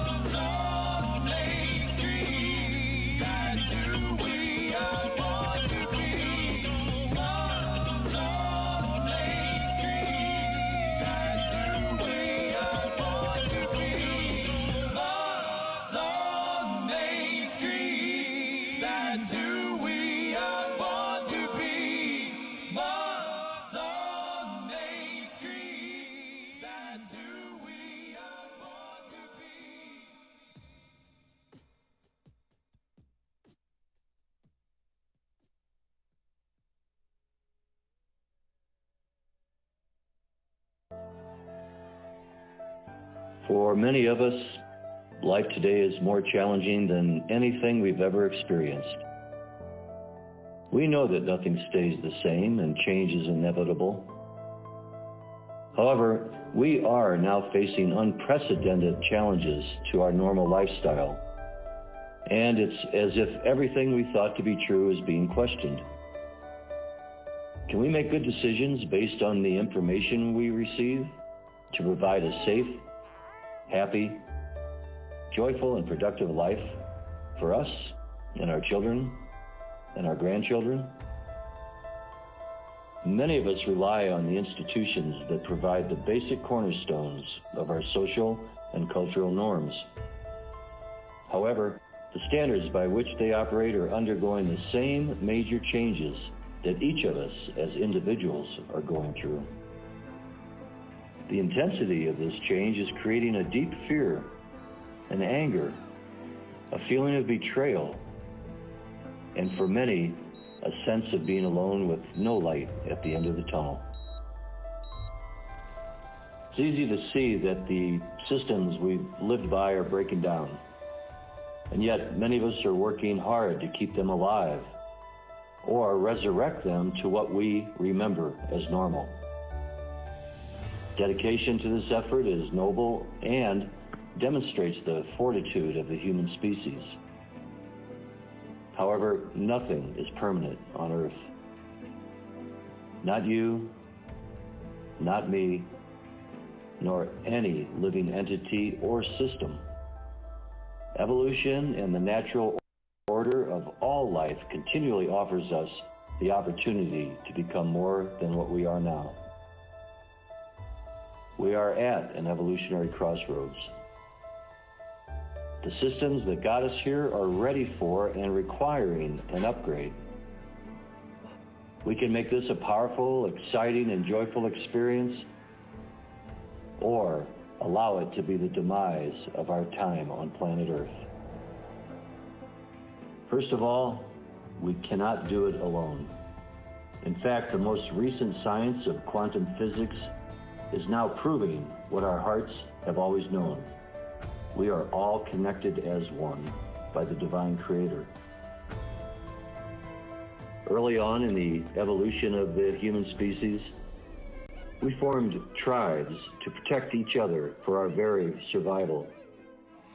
Each tribe developed beliefs and traditions that often set them apart from the other tribes that were attempting to do the very same thing. Often that progressed to an us against them strategy. Unfortunately, that strategy is alive and well today. Often that means seeing each other as wrong and a threat to our individual beliefs and way of life. The results of that separation are now more obvious than ever. So what is the answer?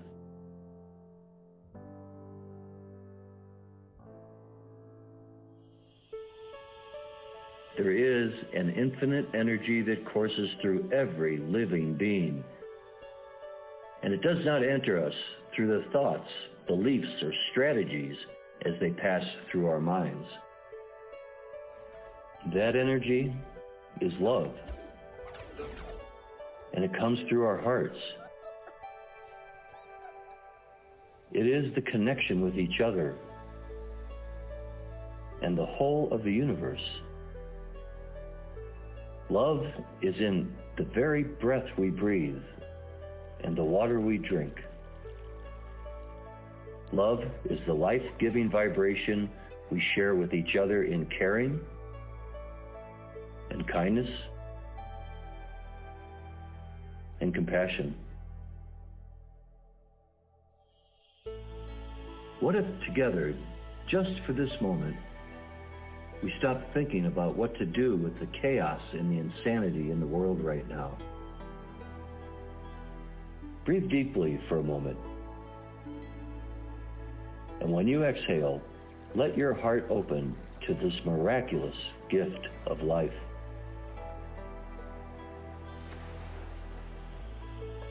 We are all connected through this breath, as we all share the same air. Notice how the beliefs we hold that separate us from each other begin to disappear. In this moment, we become one with the resonant field of love. Love is the eternal unifying energy, more powerful than any story we've developed to keep us apart. With an open heart, we become clear receivers and transmitters of the love given to us by creation itself. The illusion of being separate and alone dissolves as we become one in resonance with all our brothers and sisters. You are not alone. Welcome to the home frequency. Welcome to the new human community that lives in love for ourselves, each other, and for the good of the whole.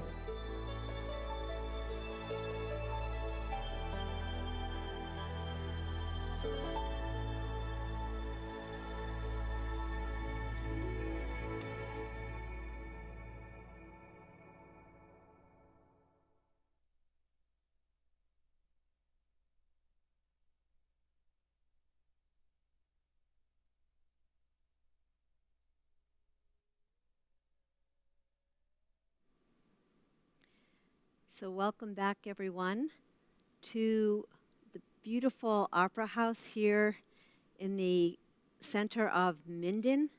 We're here with Good of the Whole. I'm Shelley Darling, co-founder of Good of the Whole with Dr. Julie Krull, and completely touched by this day as we focus on coming home to the heartland. And just want to thank John Brockett for that beautiful video that really spoke to resonance and to being able to rest in this resonant field. And I'm going to pull on a thread here because John is one of our executive leadership council members and was simply inspired by this caravan of unity to step forward and in that moment of choice stepped into his fullest expression and decided to make that video, never having ever done it before.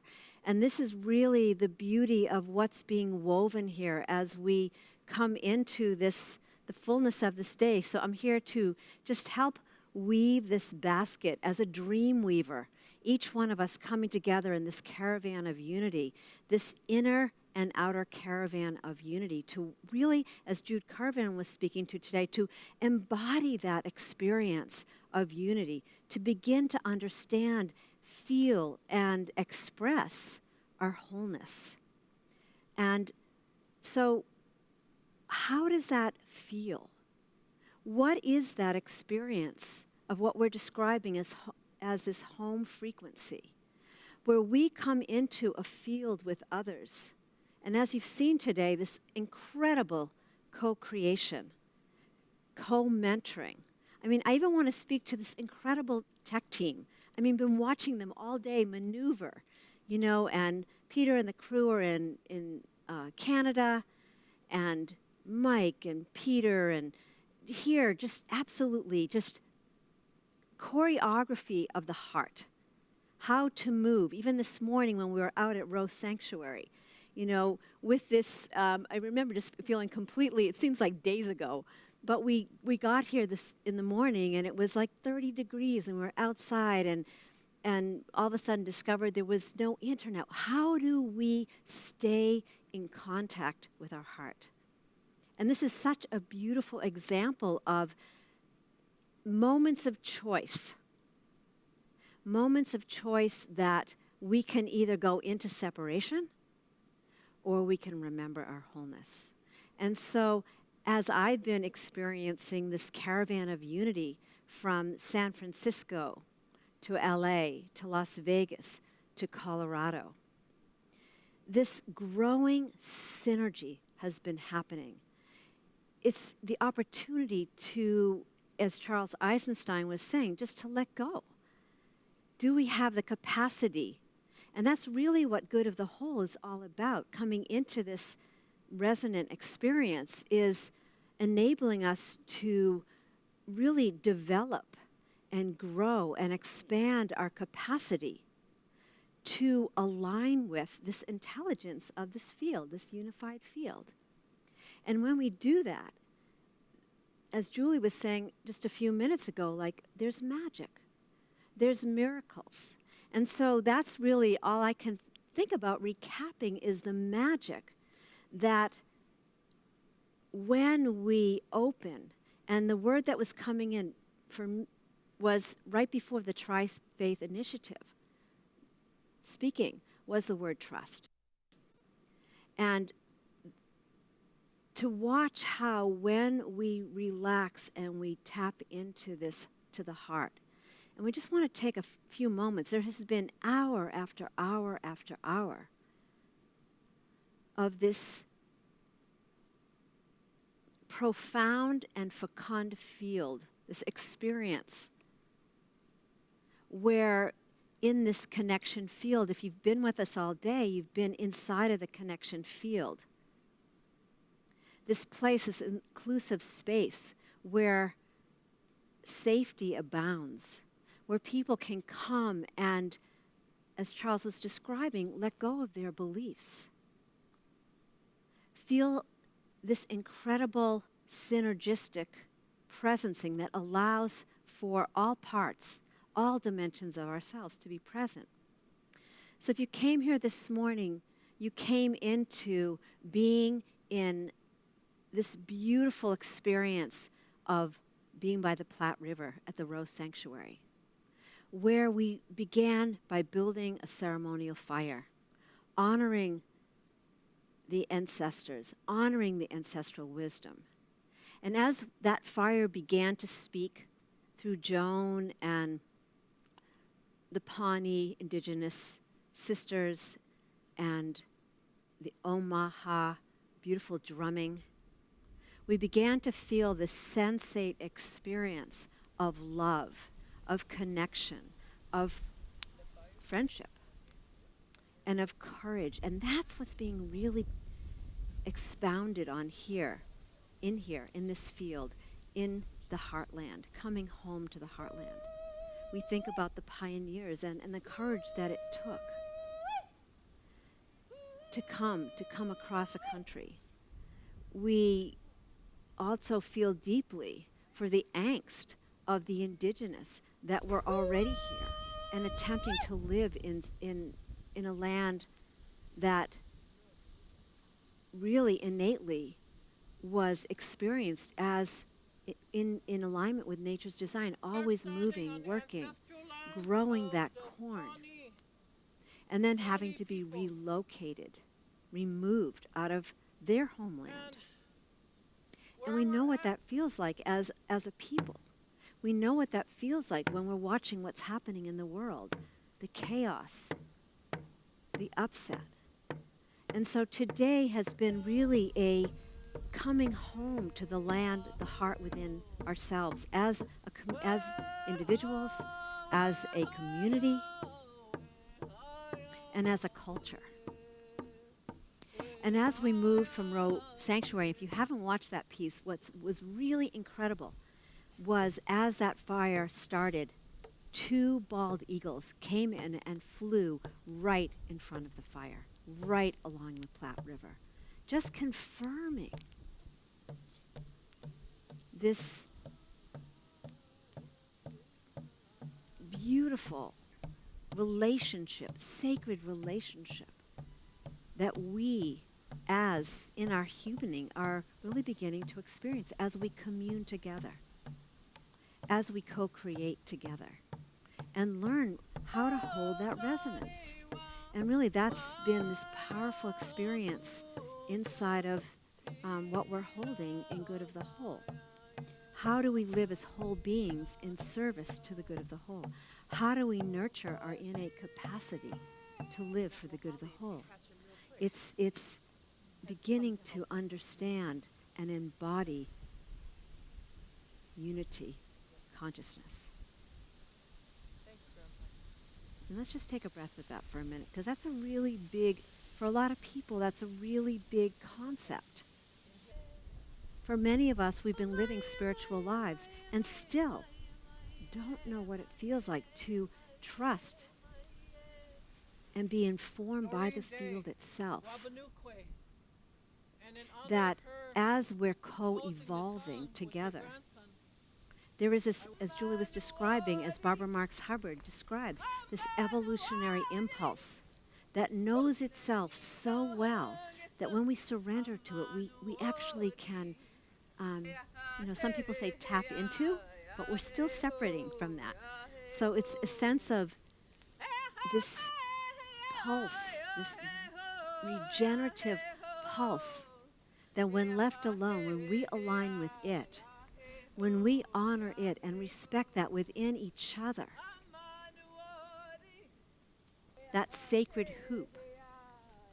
Here we're talking about spheres of wholeness, the flower of life, the sacred geometry of all life, that we can reap the harvest.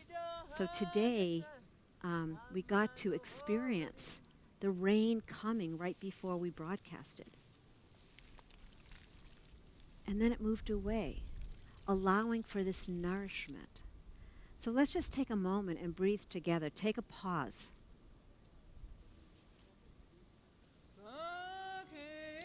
Just for a moment to drop into our hearts.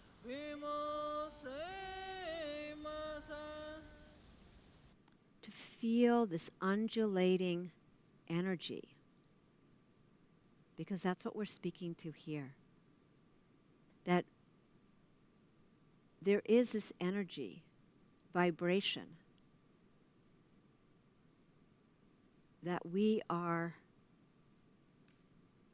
inseparable from. And when we take a moment and when we just allow ourselves to sit back and slow down, and we just open our heart, bring our conscious awareness to this web of love, as Jude was describing, this science of love. And just breathe with that for a moment, just relaxing as a global collective.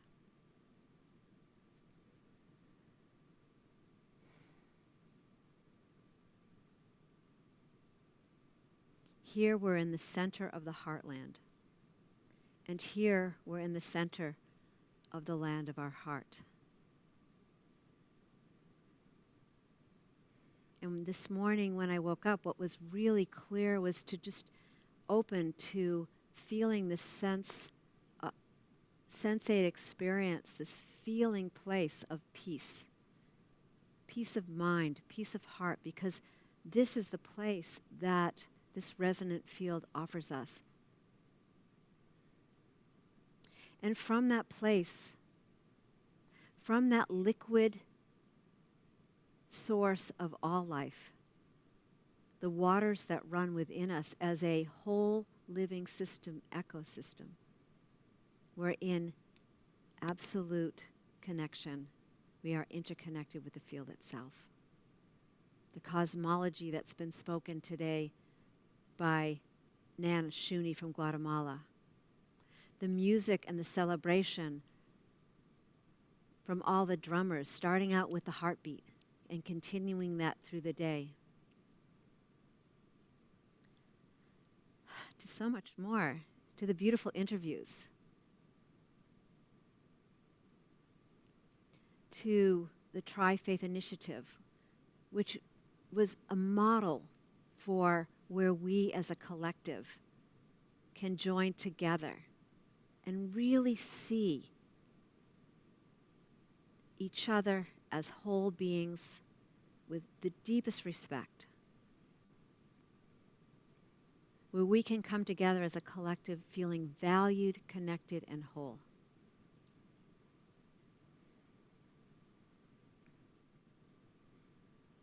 And when we can smile and really have fun with each other, be playful, even in the midst of this paradigm shift where we are voices for the new humanity. Human unity. Human unity. And that's what this caravan's all about. It's like, you know, if you watch from this day, this beginning of this broadcast, we saw Pato and we saw, you know, this busload of people singing and playing together, laughing, and at the same time holding the whole, holding the unity. And this caravan of unity moves from Nebraska, from this heartland, to Missouri and Chicago, and Julie will speak more about that when she comes back. But that it's simply this deep presencing of the heart and the synergistic flow of creating coherence with each other, building coherence. If you've been watching today, been part of this, it's wave upon wave of that love, feeding us, nourishing us, just like that corn. And so that's where I want to just leave us is this, you know, the cranes moving, the flying. And right after this, we have a video from Rose Sanctuary of the migration of the sandhill cranes. And following that, we have Matt Reed, a Pawnee historian, really weaving in the threads of this day, allowing us to reap this harvest. The corn is a symbol. The corn is that staff of life. The corn grows because it cross-pollinates with it.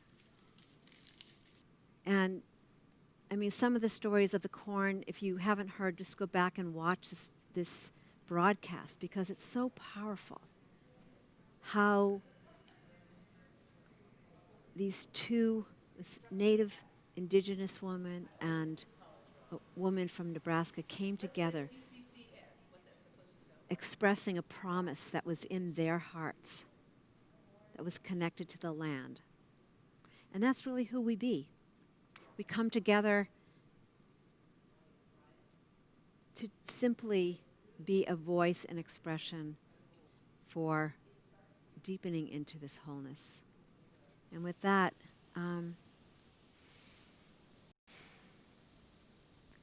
really honoring this vision of unity that has been carried forth for years from Ben Bowler and Unity Earth, being offered to so many. This experience of focusing in on the love, focusing in on the wholeness, focusing in on how to embody this unity. How do we as a collective come together? So just feeling incredibly grateful to be able to be here. Just got to stand up for a second if I'll stand up. So basically, just having a little fun, and the shirt just honoring the Global Heart Team, which is a part of Good of the Whole, and honoring Teresa Grace Berry Greb, who really is the initiator of the Global Heart Team. And really, isn't that what we're doing? Isn't that who we truly be? And the invitation moving forward is, how are each one of us standing in love for the good of the whole? How can we each, as a part of the whole, stand in love together? As this caravan of unity is moving on the outside, how do we hold that within our own hearts and really open to that home frequency? So we just invite you to continue coming into this connection field. It's really simple, connectionfielddigest.org. We'll give you the direct link to come into the Zoom room. We started out when this epic pandemic happened, and it allowed for us to create a space and now offer special offerings to come in, as John was describing and Linda early this morning, as mentoring stewards in service for the good of the whole. And we invite you into this Zoom loving room all day, pretty much all day long. It's growing. And to deepen into your heart, and just come play with us. Come expand this caravan of unity. Play with Unity Earth and Unify and all these other organizations, and feel that love, express that love, embody that love, because love is practical, and it is a thing that ignites and activates that which we're all here to be a part of, to be that expression. So with that, thank you so much for being here. We love you, we honor you, and thank everyone who's really been a part of this opportunity. So blessings, everyone.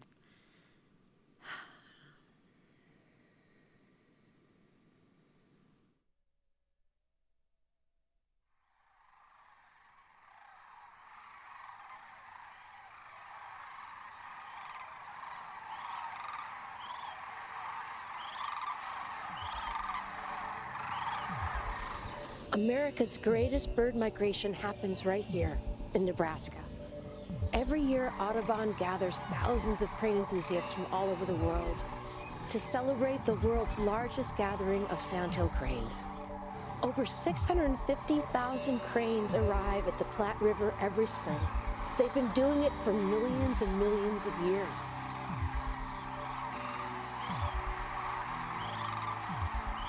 The Platte River is the perfect ecosystem for the cranes. It's a shallow river, but it's really wide. And the cranes roost at night on these sandbars, and it keeps them safe from predators. Because what they're doing is they're strengthening the pair bonds with each other before they start nesting. And they stage for about 4 to 6 weeks. During the day, they feast on the agricultural waste grain. They're gaining weight because they have a huge journey ahead of them. They head to parts north in the United States, Canada, Alaska, and some go as far as Siberia.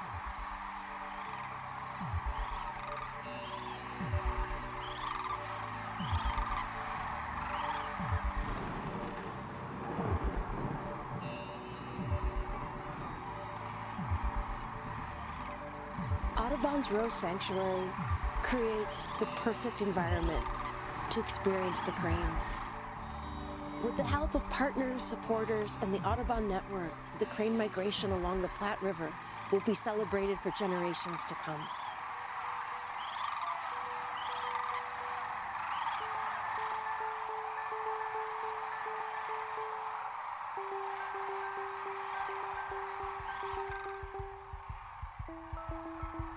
It's ancient, and yet it's so now and present.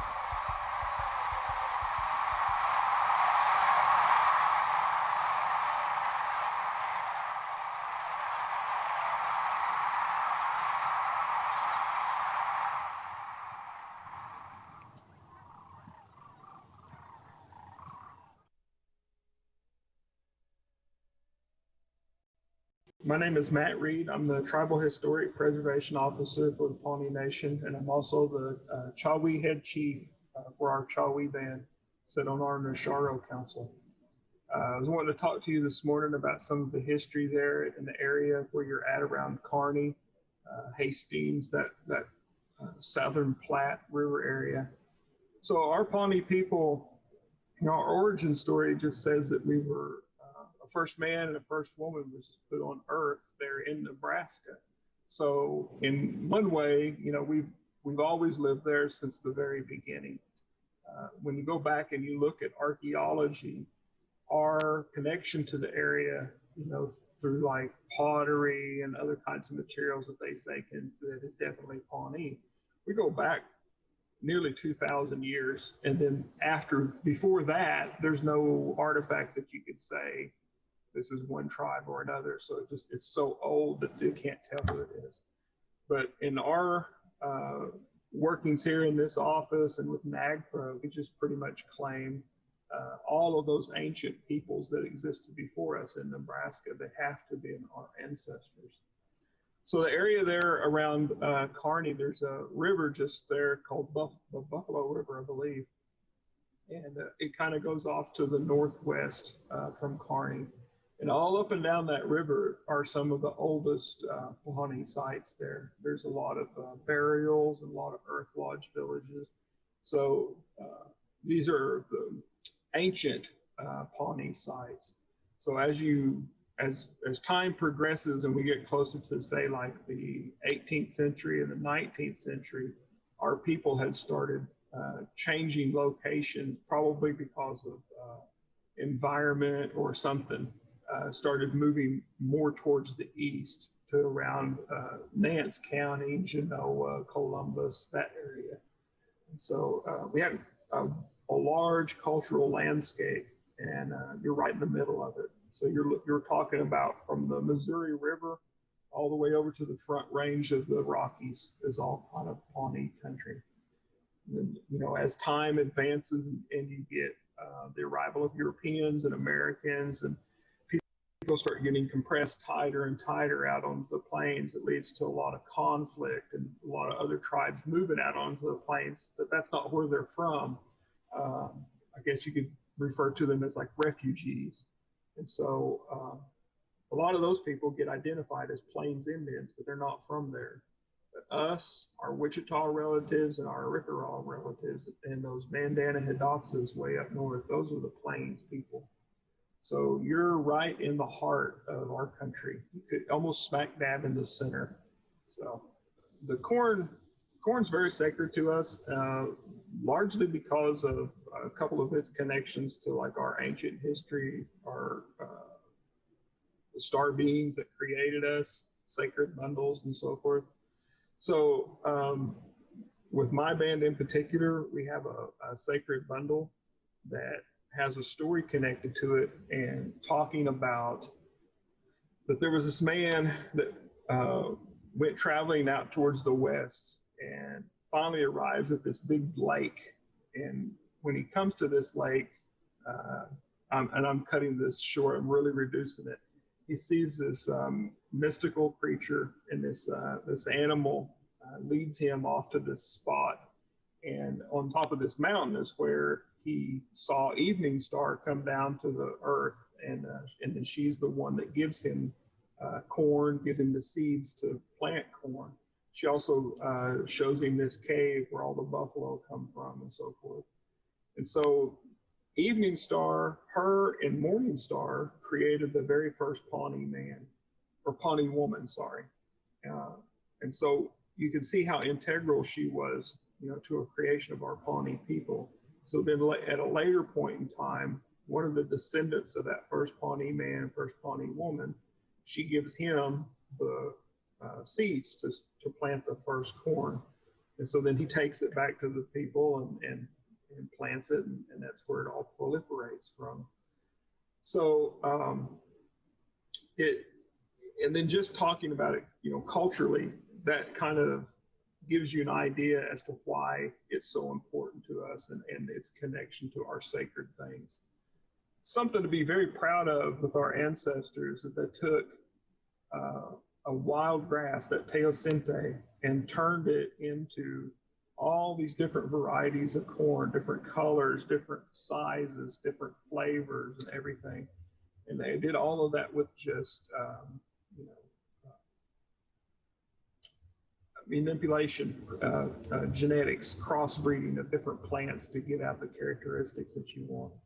There's all kinds of written records about our people just being huge compared to Europeans, you know, being very tall and so forth. And I think a lot of that has to do with our diet. We had access to this very high protein, low fat meat, whether that was venison, elk, or buffalo. But then we had all these varieties of crops, so different versions of corn, squashes and beans, and all kinds of wild fruits and vegetables that we would harvest as well. So we had a very diverse, healthy diet and lifestyle. And it, you know, was not uncommon to see Pawnees that were way over 6 foot tall, where most Europeans that were coming here in the early days were 5'5", 5'4", and not in the best health. Everything that they ate was fried and crunchy and bland. So we somehow we got turned around, and we're relying more on this outside diet instead of our traditional historical diet, which is actually better for us.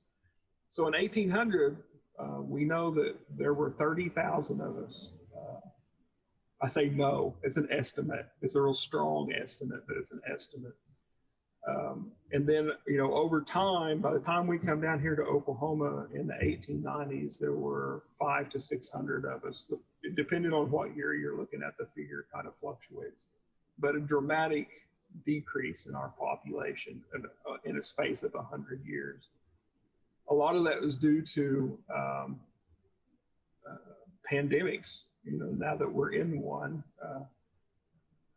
our folks were subjected to wave after wave of yellow fever, malaria, smallpox, dysentery, bubonic plague, the flu, maybe even the common cold, just all kinds of sicknesses and diseases that we didn't have prior to European contact. And so we had went through all of that up to 1800, and then after 1800, there were more, smallpox epidemics at least that came through our nation. And despite all of that, we're still here, we're still around. So we haven't quite reached our 1800 population yet, but we're a lot more people than our 500 that we had. I was talking earlier about the expanse of our cultural landscape from the Missouri River to the Rockies, from South Dakota all the way down into Mid-South Kansas. It's a huge area. And when we came here to Oklahoma, we had a lot of pressure being put on us by settlers that wanted our land there in Nance County. That was our reservation, that entire county. They wanted that land. They were stealing our horses. They were cutting down trees that were valuable for earth lodge construction and so forth. They were allowing other tribes to come in and raid us, kill us, but wouldn't allow us to retaliate and to try to defend ourselves. And so finally, in 1874, our ancestors just got to the point where they'd had enough and said, we're getting out of here. And so they basically traded our land in Nebraska and bought this land that we have here from the Creeks and the Cherokees. And so it's a much smaller space, but it got even smaller. In 1893, we went through a series of censuses, and then they allotted land to each person in the tribe got a certain amount of land, depending on if you were head of the family, if you were married, if you were a child, you depended on how much land you got. And then after those acres were allotted to us, they took the rest of our land and gave it away to settlers and opened it up for settlement. And then after a while in 1897, they decided to make a state on top of us. So that's where we're at now.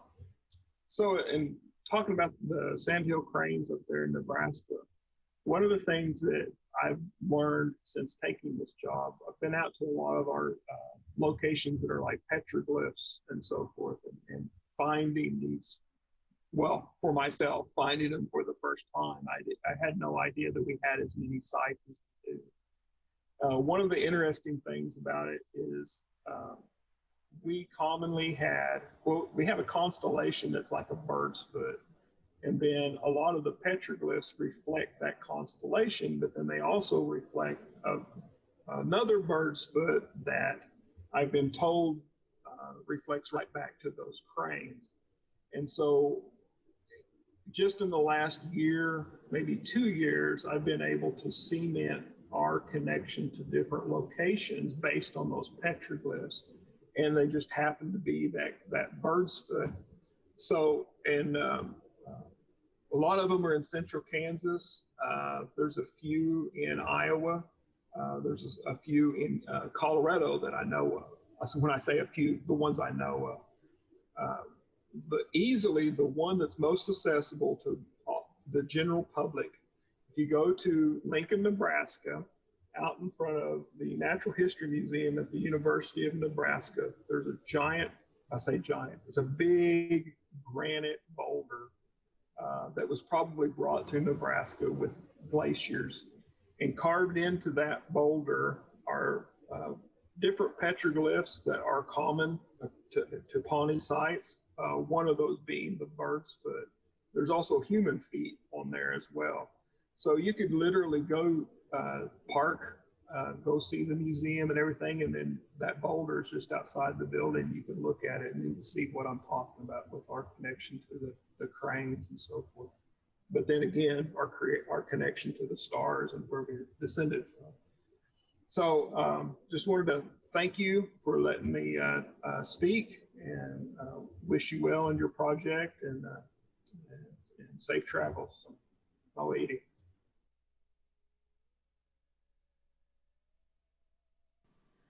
Osio tohiju shatanane dakojo. You've had a beautiful ride today so far, and you started here. I love the fact that the Opera House in Minden has this beautiful gallery and just happens to have pictures of everywhere we've been today. We actually were at this point on the Platte River, that sacred lifeblood of so many indigenous people, but most importantly, those who originally peopled its shores, Pawnee Nation. They're not the only nation who were moved around or displaced, but they were completely removed. And that was an important piece, the restoration and the restitution and the return for them to hear through their sacred foods was something we really wanted you to have a comprehension of. Because if we're talking about unity and we're talking about operating as one, we're also talking about the waters. The people who originally knew, as our people have for millennia, that we're not separate from that and how to take care of it. The trees. We call them standing one-leggeds, the ones that give us our oxygen, the ones that get their carbon dioxide from us. That's the science. The fields, and my favorite. This is, in Anishinaabe, this is a jijak, and this is what actually brought me here to Kearney for the first time. This is what brought me to meet Renee Sanssouci, Deb Echohawk, Ronnie O'Brien, and to become involved with them and to come to call them sisters in the way that we do when someone's close to you and shares your vision.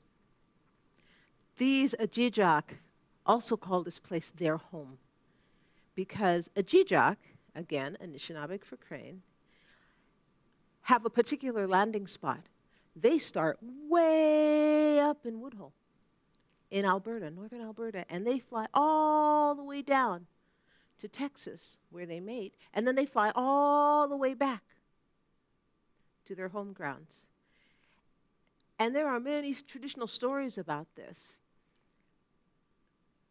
We had to study them for a show that eventually went the Broadway route called A Jijak on Turtle Island.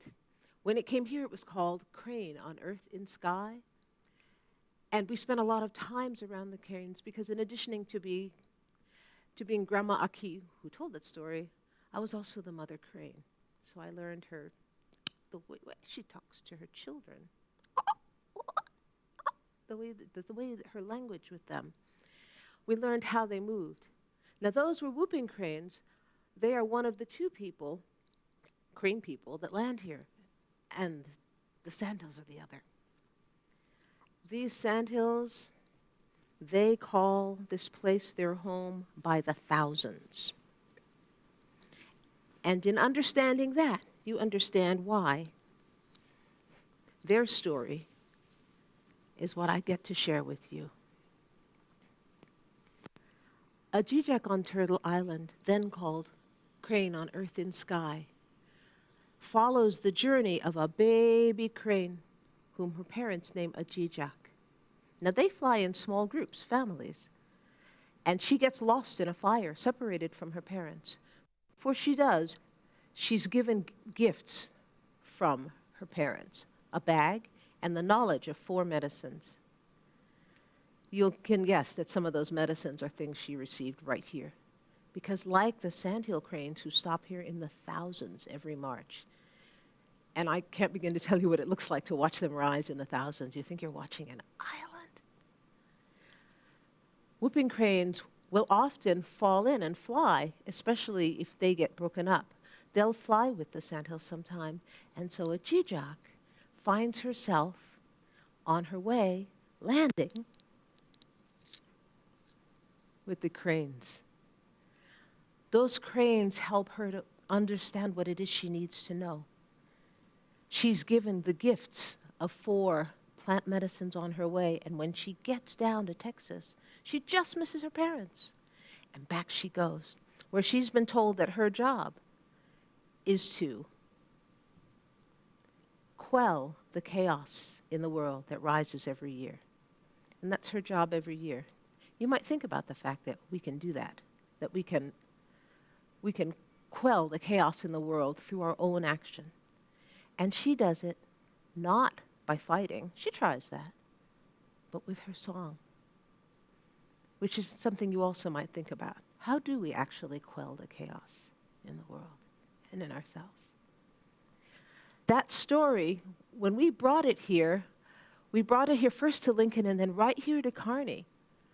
And when we came to Kearney, which is Minden down the road, just a little, when we came to Kearney in that way, we were accustomed to having land acknowledgments by local people, and there were no local people to be found because Pawnee were removed in 1875 to Oklahoma, along with all their foods, which weren't really happy growing in Oklahoma red dirt, as you'll hear from my sister Deb Echohawk and her partner in crime and corn sister Ronnie O'Brien,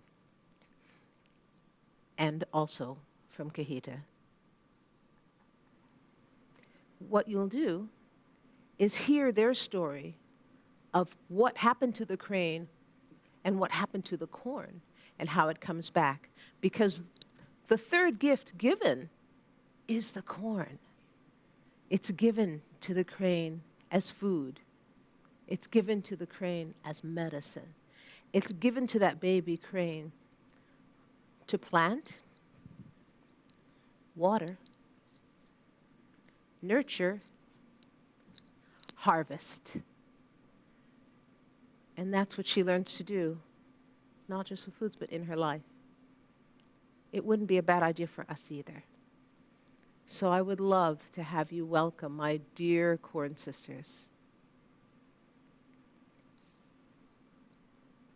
Deb Echohawk, Ronnie O'Brien, Kahita Barnowski. And think for a moment.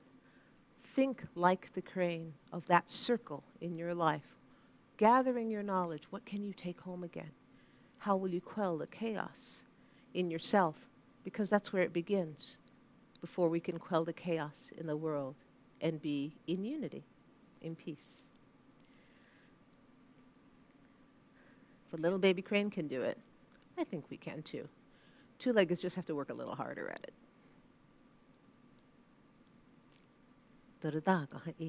We'll see you soon.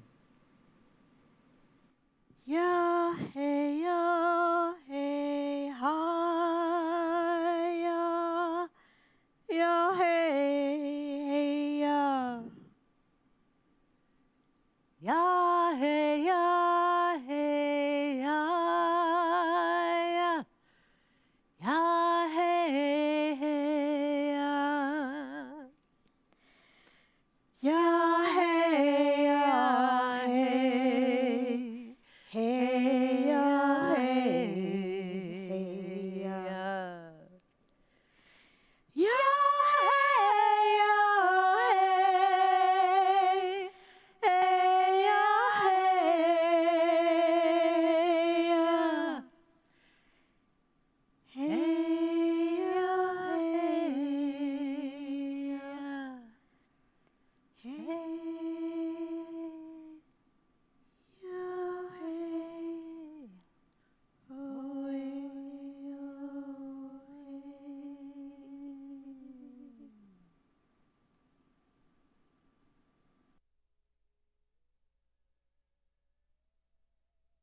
And now I have the distinguished pleasure of bringing you a very special story from central Nebraska and beyond. A very amazing project with two beautiful women, Deb Echohawk and Renee O'Brien, who founded the Pawnee Seed Restoration Program, or project. So I want you to hear their story because you've been hearing stories and you've been hearing words of the heart. And we've talked about coming home to the heart, coming home to the heartland. And this story epitomizes that, where, number one, I heard the words this morning at the river when they were teaching us all about their seed project. I heard the words courage, and I heard the words friendship. And so with that, we're going to continue this story. So Deb and Ronnie, I'm curious, who reached out to who first? How did this whole project begin? Was that you, Ronnie, sending the email? Me. Yes, I reached out to Deb. Well, I reached out to the Pawnee Nation because I wanted to start a school program about the Pawnee and about their gardening for school children in Nebraska, 4th grade level, at a major attraction I was working in. So I reached out to the tribe and actually called 3 times and said I would like to start a program and I'd like it to be based upon gardening. And they really had no idea who to have me talk to, so I knew that wasn't a real good sign. And the 3rd time I called, they knew I wasn't going away, so they said, I think we'll put you through to our education director, because I was the education director where I was. And they put me through to Deb, and I probably had sent emails too. I was just trying to find, I really wanted to do this. So reached out and was able to connect with her. Why did you really want to do this? What was in your heart? Well, I had been a gardener my whole life, and I understand the importance of the connection to food and where it comes from. And I wanted children to know that and to understand that, because so many children today don't understand that. And there was also a personal family relationship with the O'Briens, my husband's family, and a Pawnee chief. And the O'Briens saw the chief leave when they were forced out and never saw him again. And for the sake of the O'Briens, I wanted to be able to, because we're 9 miles from the original home of the O'Briens, I wanted to be able to, it was my opportunity, finally, to reach out to the Pawnee, to see if there was some way I could be able to do something as an O'Brien for the Pawnee and reach out to them. So beautiful. That was that. And so as the story unfolds, we never know what's going to happen. A little bit of courage, and then we develop friendships, and who knows where it's taking us. Deb, when you first got that call and the emails, did you have any idea what was about to happen? Oh, of course not. There was this excitable voice on the other end of the line that was intriguing to listen to, and kind of infectious in a way. And I just realized, I had been growing corn for a few years, and I'm always trying to problem solve and realizing that the corn wasn't doing that good down there. And so I was happy to hear from someone in our homeland. The idea of working with children is something that I was doing as well. And, that's where you cultivate interest with the young people and nurture them to, for belief and love of a difficult subject. And that's what I felt like the corn was beautiful. It was rumored to taste incredibly good, and there wasn't much of it, and so there had to be an answer, and I felt like that phone call just might be something that we need. And so, last big question for you. So, this call came through, and you didn't know what to expect, and you thought you'd reach out.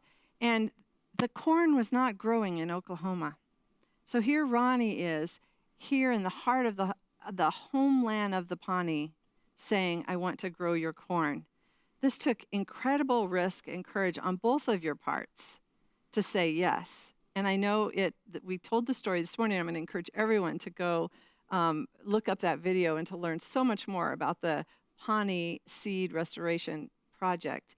But that happened, and here we are 17 years later, and the corn is returned to its homeland with the Pawnee Nation, and a beautiful friendship has happened. How can you bring us into the synopsis of the 17-year journey where now you can look? This morning we saw all the corn on the floor. It was gorgeous. It was beautiful. And here you are, friends that took a lot of courage, a lot of love, and then a lot of magic to bring the corn back to the Pawnee. What can you say about that?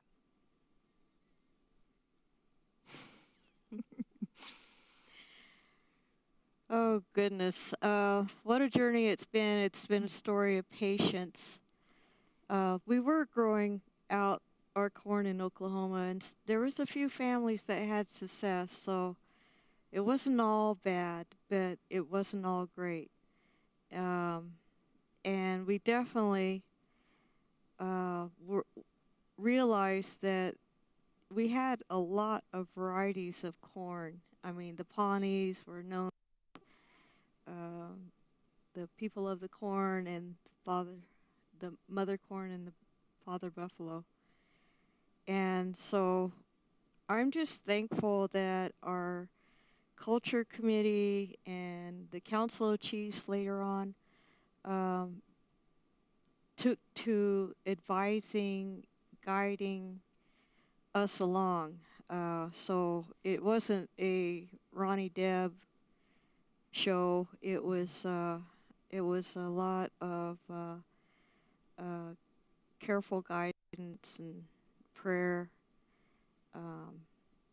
that kind of got us through this, and it really has blossomed into a beautiful friendship. I say that our Pawnee Seed Preservation Project is, just a wonderful story of friendship. But honestly, after 17 years of working with these gardeners, they pretty much have become family. Mm-hmm. So it's wonderful. I'm happy to be part of it with Ronnie. Mm-hmm. So the Pawnee Seed Preservation Project, I've been saying restoration. Sorry about that. I might change the name. They're both good words, aren't they? Yeah. So, Deb, on behalf of Good of the Whole, this is the Caravan of Unity.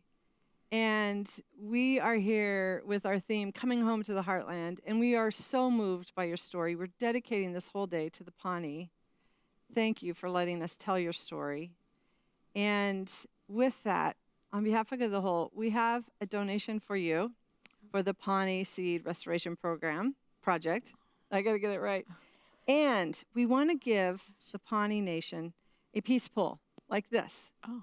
However, we don't have Pawnee interpreted yet, so you have to help me get May Peace Prevail on Earth in Pawnee so we can order your peace pole, and we'll send it down to Pawnee, Oklahoma. Thank you.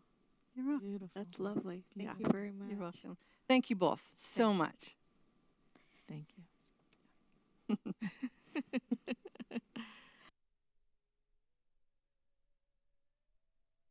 Good evening.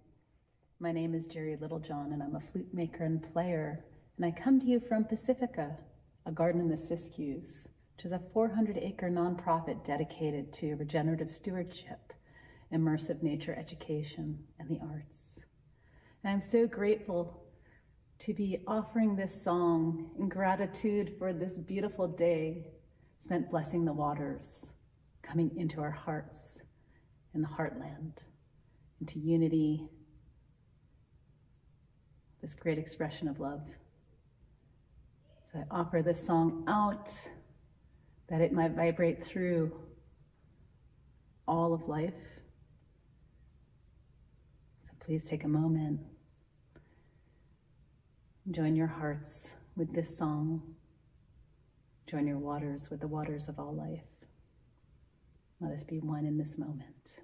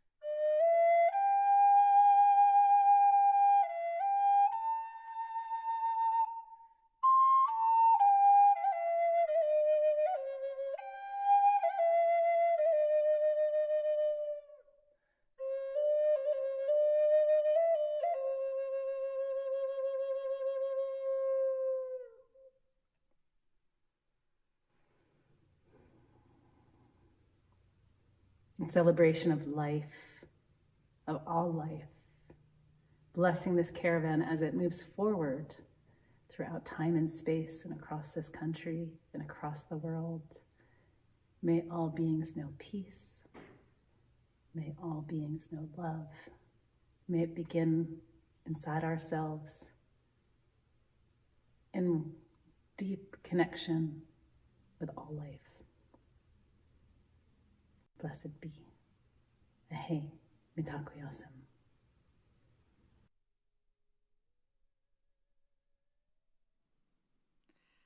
Thank you, Jerry. That was beautiful. And thank you, Deb, Echo Hawk, and Renee.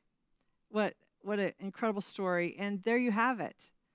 There's our stories from the Heartland. There's coming home to the Heartland. We've shared stories from Tri-Faith Initiative and the Pawnee Seed Preservation Project, and so many other beautiful contributions of music, video, interviews. And so thank you all. I'm so happy to really wrap this day up on this Caravan of Unity here in Minden, Nebraska, here in the Heartland.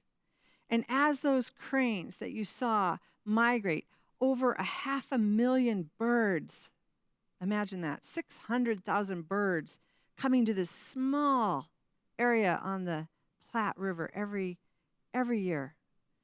With that ancient migration, I want to invite us into our own migration of the soul. For this Caravan of Unity, we are making our own migration.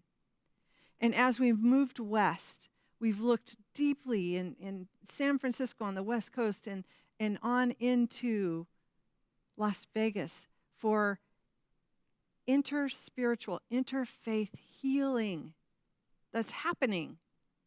It's here. We're not talking about it. And I want to drop a line in for our moment of choice, because this is our moment of choice.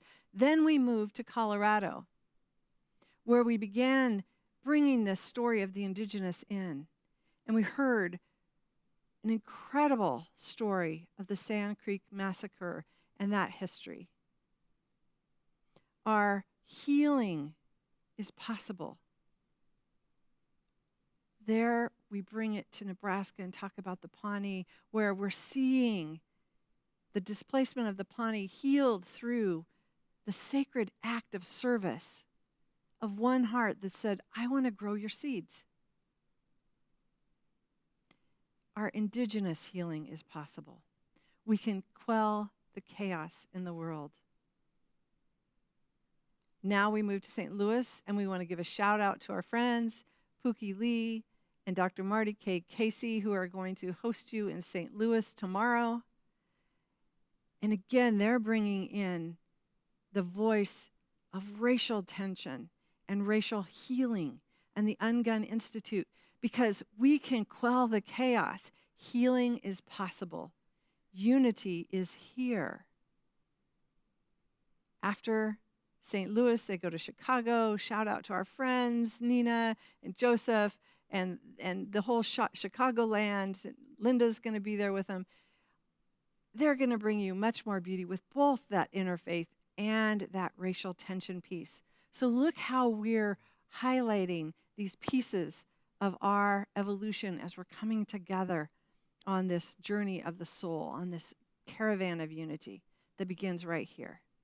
Then we head to, again, where that Constitution was drafted, all parts east, and we're going to end up in Washington, D.C. The political divide is just a symptom of this illusion of separation that we've been talking about. We can quell the chaos. So I invite you to come home to your heart. Come home to your heart. And let's do this together. Charles said, what will it take for you to let go of a cherished belief?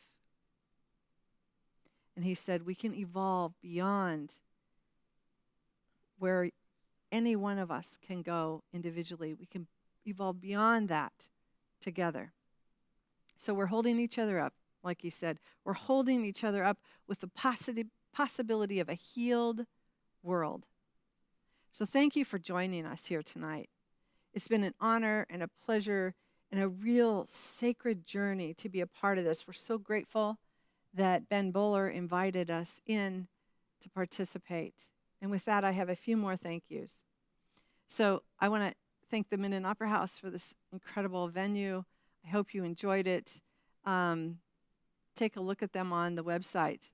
Our producer was looking on the website, doing the virtual tour, and just gawking. It was so gorgeous and pristine. It is. Check out the Minden Opera House. Thank you to Rose Sanctuary and Bill Tadikin for your hospitality this morning.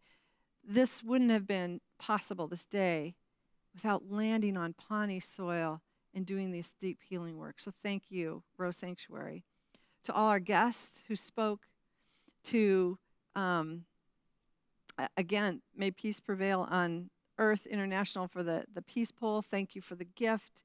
And I want to give a special shout out to Joan Henry. If it wasn't for Joan bringing that story of a Jejak in, and the cranes, and helping us weave the story of the Pawnee, wow, our day would have been so different. So thank you, Joan Henry, for your beautiful contributions for our day. And then, finally, I want to thank Ben Bowler, brother, Ben, visionary, leader, with so much faith, so much persistence, resilience. Your heart is huger than the heartland. So thank you, Ben Bowler, for holding the vision for all of us, for putting out there the possibility of a healed world. and all the Unity Earth team. Thank you. There's been so much work that's going into this caravan and so much more because we're not done yet. Follow us as we pass this torch on to St. Louis and then for the rest of the month going into Peace Weekend and beyond. So thank you for that. I want to give a shout out to Peter Melton with his Unity sign. He left without getting to put that on, and I just wanted to say thank you, Peter, for all your hard work as well. So with that, I just want to invite you all into the connection field. We are going to have a connection field celebration right after this. We have a live DJ with music. We'll have some conversation. We'll hang out as long as anybody wants to stay in there. Very informal, just fun. And again, I just want to say, we can do this. Let us quell the chaos. Come home to your heart. Come home to the heartland inside, and we will do this. And now, for our close, I want to reintroduce Joan Henry, who's going to leave us with a beautiful closing piece of music. Joan? We'd like to leave you today in a very traditional way and contemporary with an encouragement song, a contemporary encouragement song, so that you can take all of the words and thoughts and beauty that you've experienced over this whole day or just in this moment, and you can use it to nourish yourself so that you can find the medicines you need, like a Jijak, to quell the chaos, because that's a yearly assignment for young Jijak. This encouragement song was composed by Haudenosaunee Mohawk artist up north, Don Avery, and the Anishinaabe Oneida, Ty Defoe. It is the closing song of a beautiful show that we mentioned before, the show of the cranes that brought me here. Special shout out to Ty Defoe, writer, and Heather Henson, producer, the co-directors that brought us all together so that we could bring this wish, this encouragement to you. Light of the world falls from the stars. Turtle Island, spirit rotation, song and dance from sky to earth, prophecy, all of creation, sacred journey, sacred life, a Jijak fly,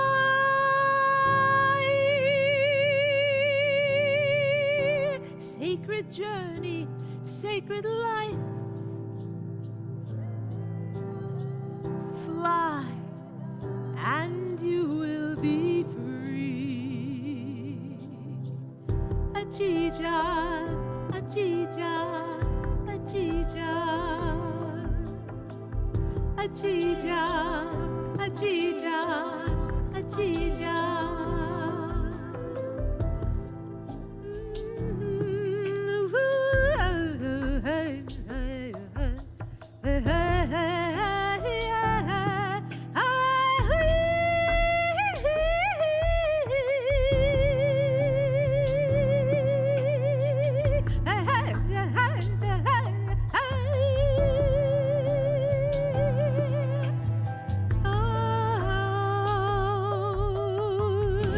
Animals, plants, the moon and sun,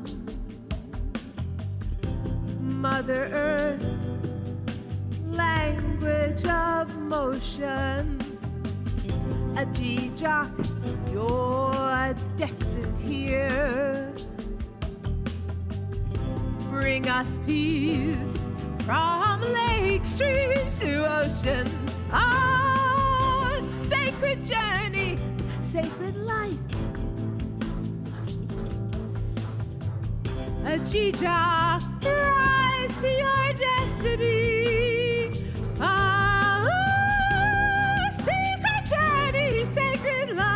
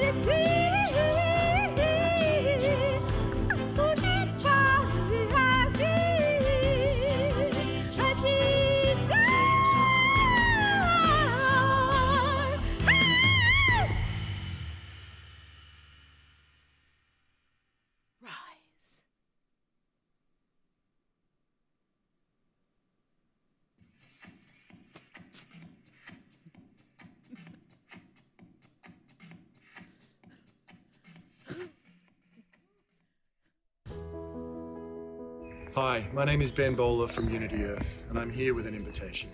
Over the last 10 years, Unity Earth has been dedicated to bringing people together from multiple traditions and lineages and cultures in sacred sites around the world, uniting to come together for the cause for unity, peace, for justice, and for a better world. And this is the climax of that entire journey. Who knew when we launched officially the Caravan of Unity and the Road to 2020 in October 2016 that 2020 would turn out to be the year that it has? And yet here we are. We are right at the moment of turning. The Caravan of Unity is going across the United States at a time where America looks like it's falling apart. Caravan of Unity across Europe is connecting different elements and bringing them together for a whole systems transformation. It's all building up to the 8-day up convergence, building upon what we did together in June in World Unity Week, this 8-day multi-Zoom convergence to unite and to inspire and to learn together as we then go and grow together towards Peace Weekend 2020, this 3-day global broadcast to unite the world, and then finally arriving on the National Mall on September 28th in Washington, D.C. We are all in. Our partners are all in. We are going non-stop. The crews are going across America. The volunteers are working. We need your help. We need your support. If we are going to show up on the world stage now with a historic force, this is our moment of choice. We need your support so that all of our good intentions and all of our prayers can become a movement that can transform the world we love. Please support this appeal. Please share this out and come on board this great Caravan of Unity with the September Fund and beyond. Thank you, and we will see you on the road in the Caravan of Unity.